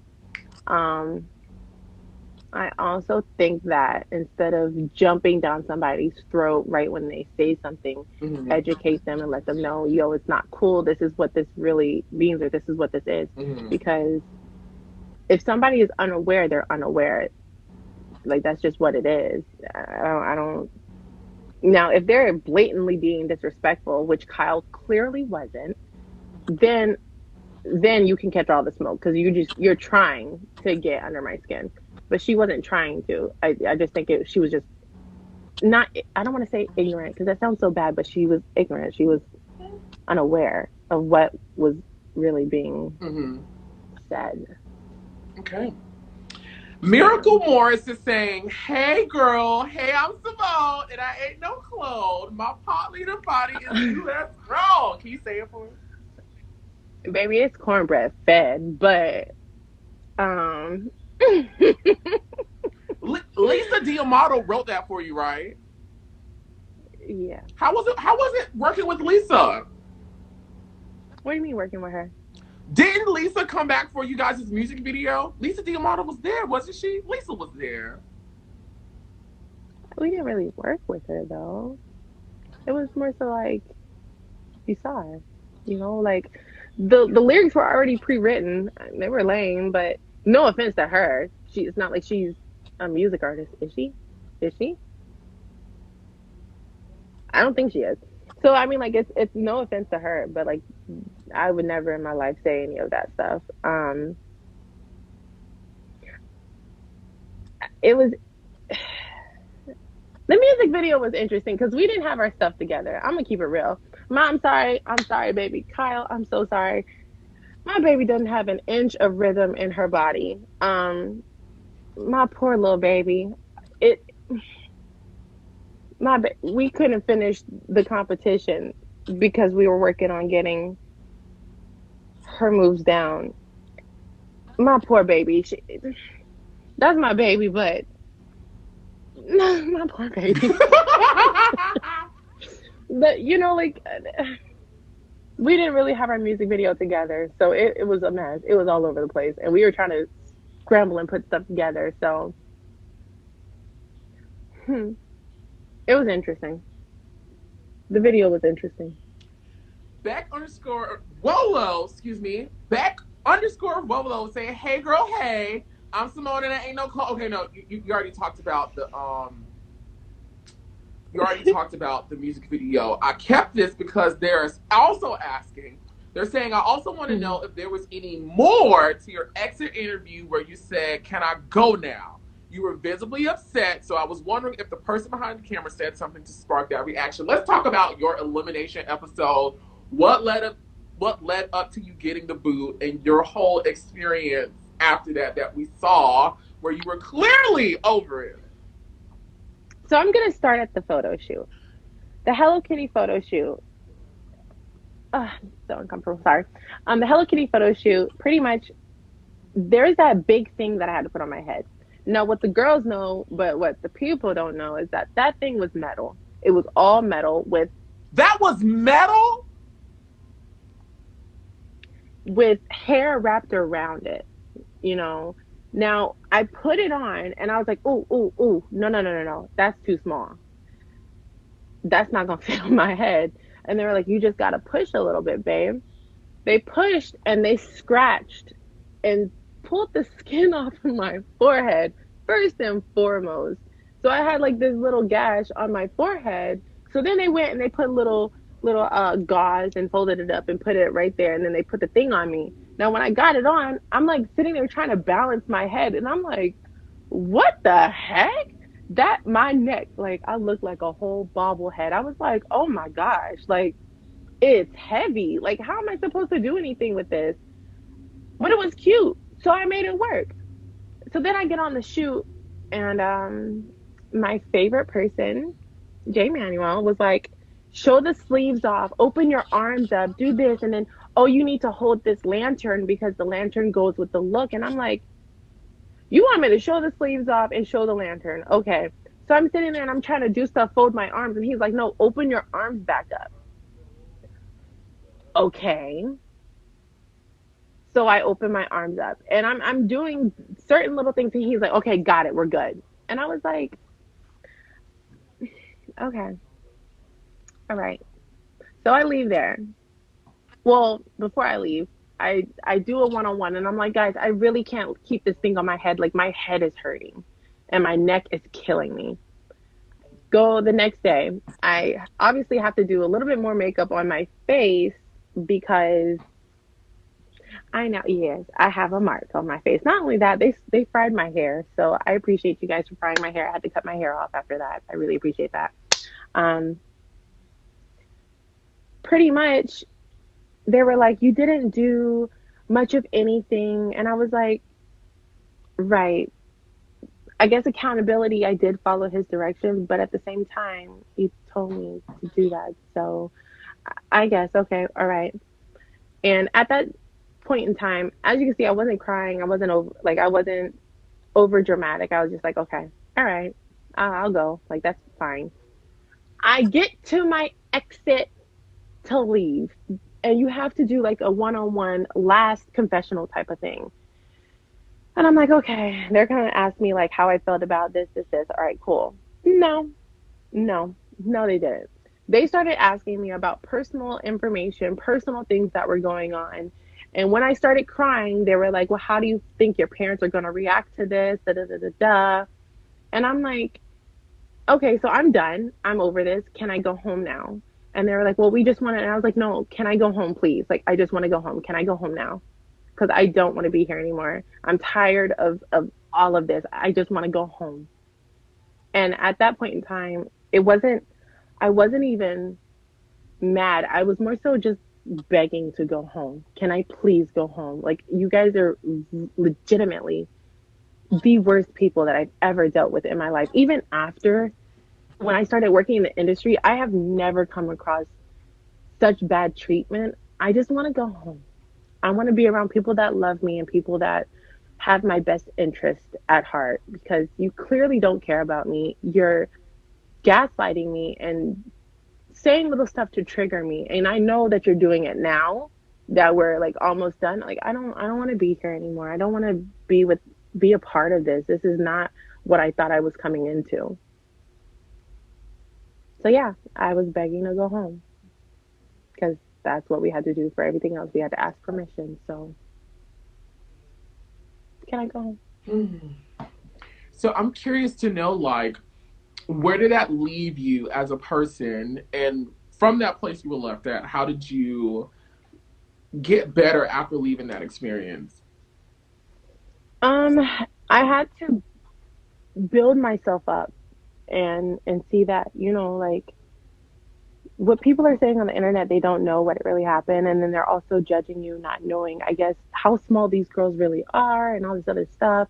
Like, I have to just ignore everybody else's opinions of me, because the people who know me, the people who care about me, know who I really am and who I am at heart, and that I'm not just somebody who's going to explode just because you threw something at me. Like, it takes a bit to get me upset. So I had to do a lot of self-love, and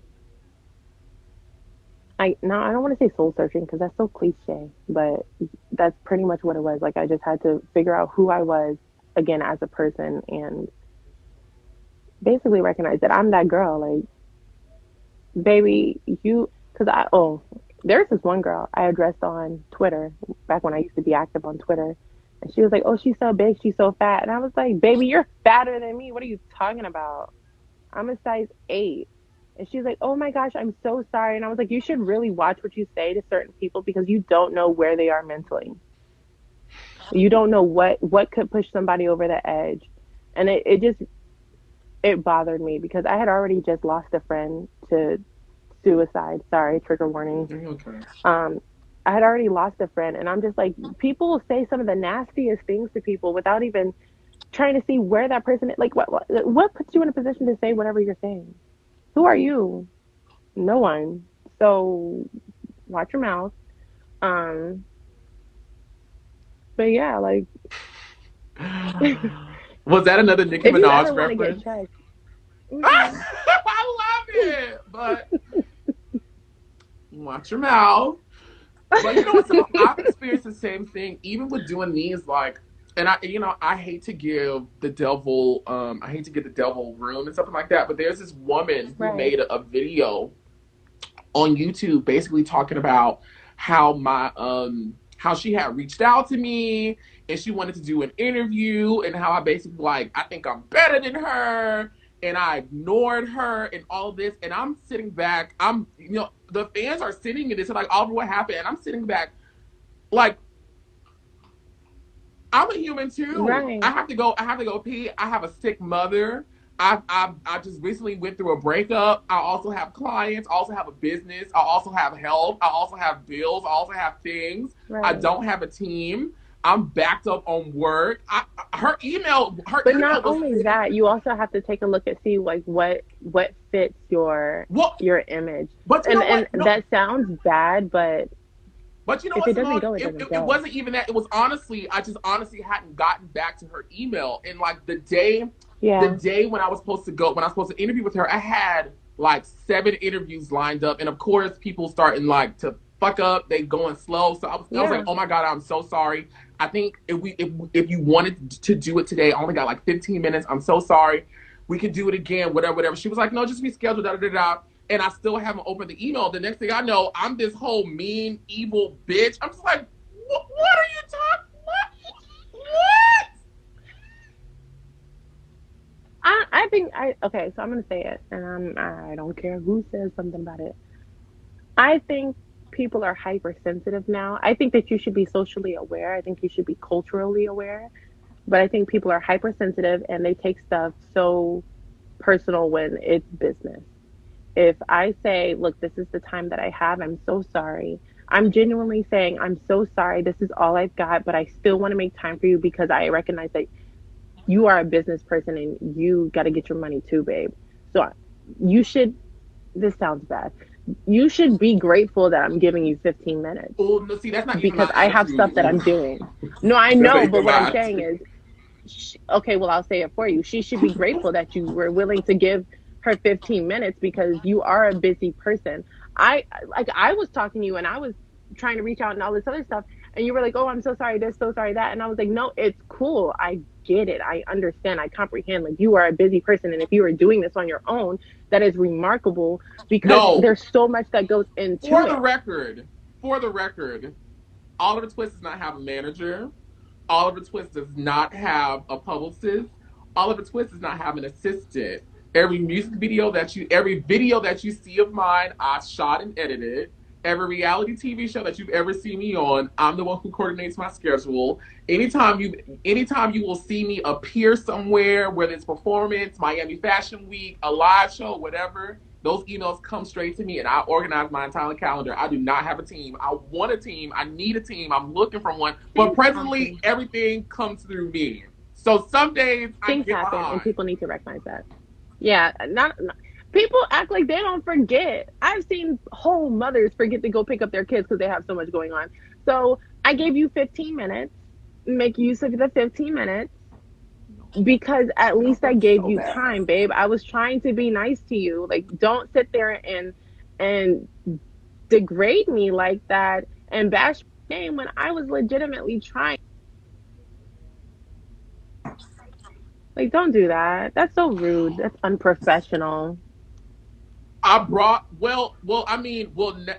the only thing she will ever have to do is just talk about me because I will never do an interview with her. And I do interviews with everybody who ever contacts me because I feel like it's necessary for me to get back. You know, like that shit don't bother me. And it's me talking. All they got to do is just show up and talk. Right. She'll never get an interview with me because she showed me her true character, and that's not the type of energy I want to be around. But I brought that up to say, piggybacking off of you, when people on the internet just say things about people that they feel like have a blue check or been somewhere. It's like, we are human just like you. We are in the same pandemic. We experience the same things that you guys experience. And a lot of times I feel like people in their brains, they place people like you and I who do things, and a lot of people know about it, on a certain pedestal where we're infallible, like we can't do any wrong. And the moment something doesn't align with their fantasy of us, it's because, oh, you a bitch, you think you all that. No, bitch, I had diarrhea and I had to go share.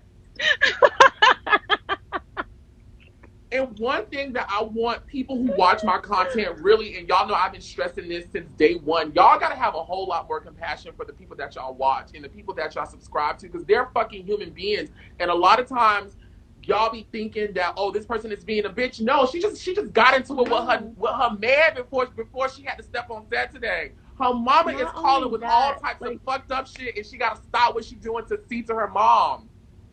Wait, you know how, I'm not gonna say no names, but you know how like a lot of people are getting exposed for being in abusive relationships and stuff like that, but you never saw that they were in an abusive relationship.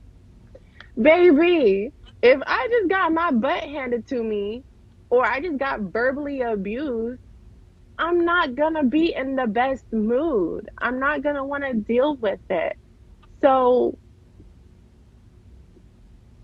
be aware that I am a human being.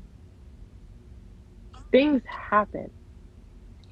Which is why I love doing these top model chats so much, and why I enjoy facilitating it, because whether you guys were liked on the show, whether you guys had something go on that people don't like, they love it, they don't like it, all of you guys have experiences that are valid, and like you have your own take on what happened, that like we didn't know zero zilch more about that argument that you had with the Brits and about the toilet word and all that. All we saw was Seymone go off, and it looked like she just lost her brain. But now that we have more context to the story, I'm pretty sure a lot of people watching it, and when they will watch it, be like, "Oh shit, I probably would have gone off too."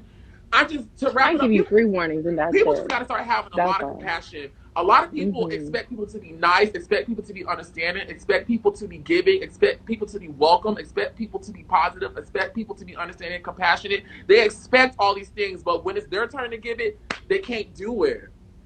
Nope. And that's why a lot of people in this world ain't getting nowhere, and will never get anywhere. Nope.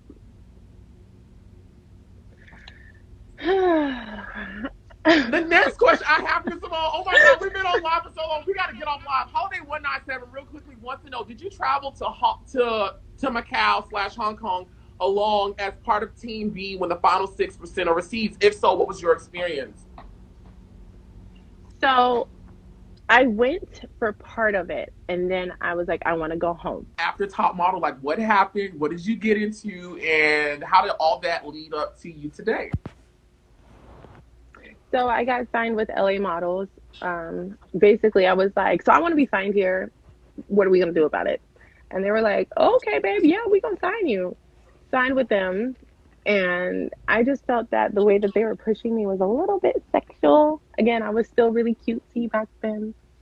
So I ended up stopping with them. And then shortly thereafter, they stopped there. They put me in the plus size division, but they never marketed me as plus size. So I don't know how that worked. Because I guess I'm not. So plus size typically is like a 12 to a 14. I'm not a 12 to a 14. So I had to buy padding. That's a thing in the industry. You have to buy padding and pad yourself up. I have a pretty small waist still. So that was an issue. So I couldn't do plus size unless I was fully covered and padded. So when I left them, I went over to Wilhelmina, and I was like, what's up?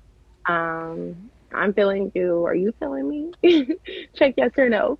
And they signed me, and I was signed with them for a really long time. But I was getting booked and castings for really big things. Oh, you're gonna get me. And I would turn them down. Because of the boy? Because he was uncomfortable. What is this boy's Instagram?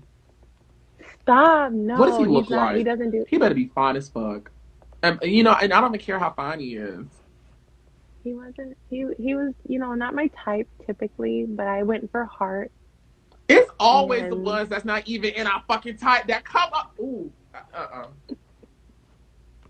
I told you I'm such a selfless person. I want to love everyone. So, whatever. Anyways, so I was like, you know what? I'm not going to continue to waste these people's time because they're out here working and hustling and trying to get me this and that. And I'm just basically slapping them in the face. Mm-hmm. So I'm just going to go ahead and end this little contract, and we're just going to live life. We're going to adult. And so I've been adulting, and then I decided that I didn't want to be with him anymore. And everyone's like, oh, get back into it. Start doing it again. And I'm like, I don't know. I don't know what I want to do. We'll see. I don't know. Which is okay. That's totally fine. I do want to ask, you lived, but did you learn? Oh, baby. Good. Oh, baby. Good. We'd love to hear it. We'd love to see it. Yes, ma'am. It's not going to happen again. It's not. Just know that. I know that's right. So if I do something, and that's the thing, like I make people aware when I'm in a certain lifestyle, or if I do a certain thing, this is what I do. And I told them ahead of time, this is what I do. Side note, I do a lot of lingerie because of my shape. That's another thing. I did a lot of lingerie. Mm-hmm. I went to Australia, like different places like that. I modeled. You probably just didn't see my face, but you saw my ass. You saw my body. You just didn't know it was mine, but it was mine. I was really small back in the day. If I show you, maybe if I don't think we're gonna make it in time for brunch, but if I show you, if I show you some of the stuff that people don't see of how, and you can see how small I am. I was, my little booty was everywhere. Yes, ma'am. You saw the cheeks. You just didn't know it was my cheeks. Yes, Miss Lil Booty. We found you. Mm-hmm. It was a cute little booty. It's a little medium right now, but it was cute and little back then. It was adorable. It was cute. Are you happy in life? I'm happy now. Good. I'm happy now. Yes. I think happiness is a hard thing to come by, and it's not always present. Mm-hmm. So it's hard to maintain happiness when you have toxic people in your life, or when you have people who are not happy, because misery loves company. Misery loves the fuck company. So I'm happy now. I'm good now. Y'all, I just want to show y'all something right fast. I literally just opened my DMs, just like, because it was doing something weird. It's kind of frozen now. I have so many unanswered DMs that I can't, like, I have to be in a place to answer it, so I can make sure that I focus and pay attention to it. I don't answer DMs. I answered yours, but I don't answer. There's a lot of you're gonna stay in the request. I'm not talking to you. I can't even tell you. I'm sorry. And the thing is, I go through my requests. Like, I answer it because I'm like, you never know what has I gone answered over there. yours. See, I didn't even. Okay, so I wasn't following you, and I noticed that, and I was like, what the heck? So I went back and followed you. I'm sorry. I'm sorry. That was on me. That's that was okay. on me. I'm not a social media person. I'm trying to get into it, but I'm kind of private. Which is probably a good thing. But this is tea, so I'll spill the tea. I'm sorry. See, look. Mm-mm.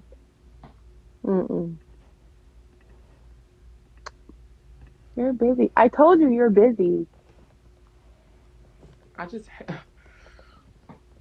The people don't be knowing if I did not believe in God as much as I do, and if I went ham. See, God has given me a lot of patience. I am a black, Southern, smart, gay man from the South. I can verbally demolish anybody who stands before me. Trust, and especially when I'm in the right, and it frustrates me how much I just have to keep my mouth silent, because I know if I speak, the Lord is going to tear my ass up, and I don't want him to F with me. And I also know that every tongue that rises up against me, I've driven past those funerals each and every time, and I've thrown flowers out the window. Ooh. So I already know everybody that has ever risen up against me has. Let me shut up. Okay, I'm sorry, friend. I done got carried away. We got to end this.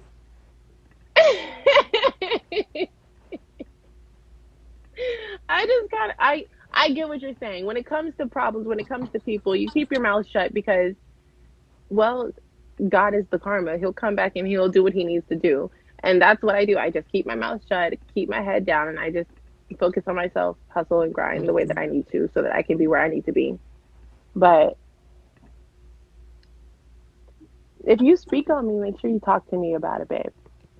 Okay. I would love to hear from you.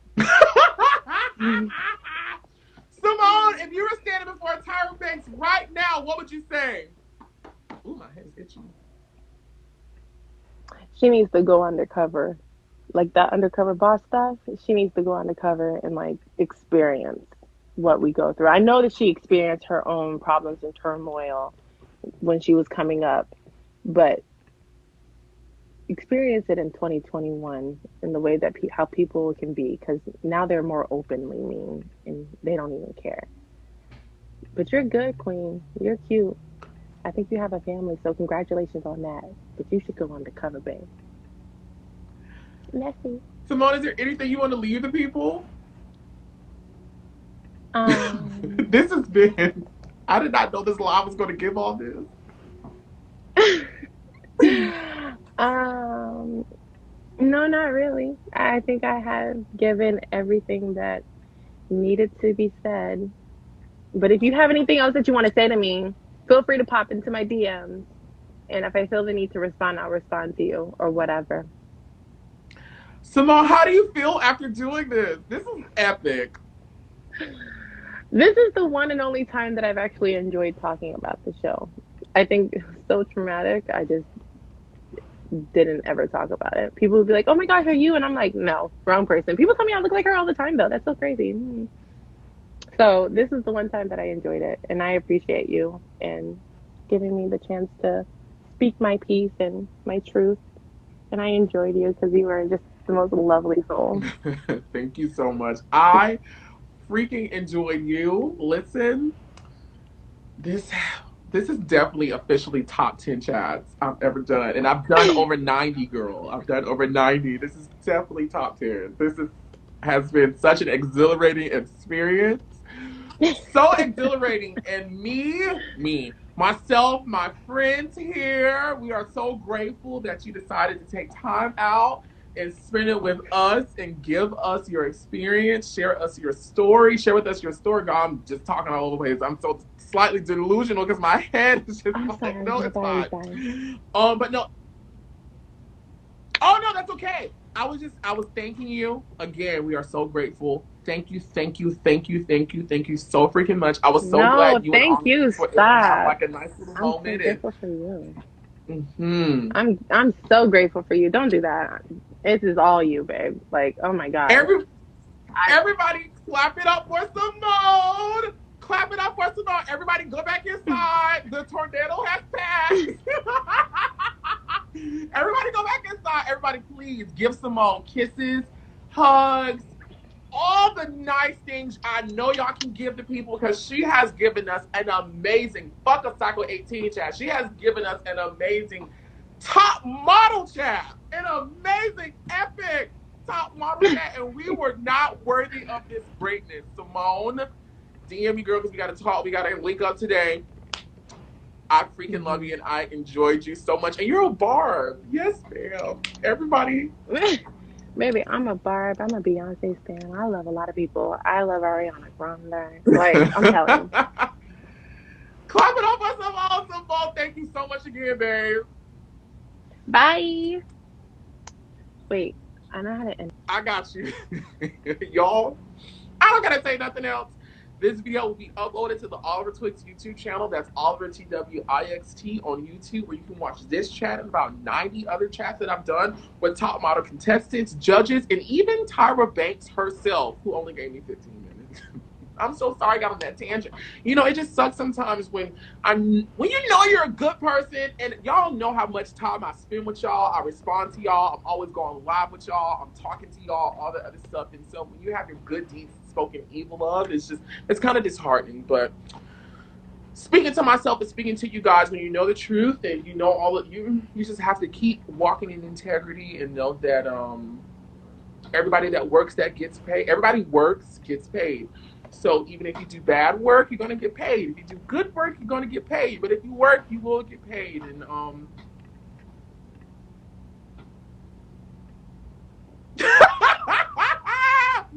watch your mouth, because there's a man above who got me, baby. And trust. Ooh. I love you guys. Be sure to pray, Kegel, and cackle. This vlog was so fucking epic. I'm a fucking icon. Cheryl Hall was here. Cookie. All right, girl. We got to spend time together. Cookie been terrorizing me this entire live, girl. Let me go spend time with the baby. I love you guys. Bye. Come home.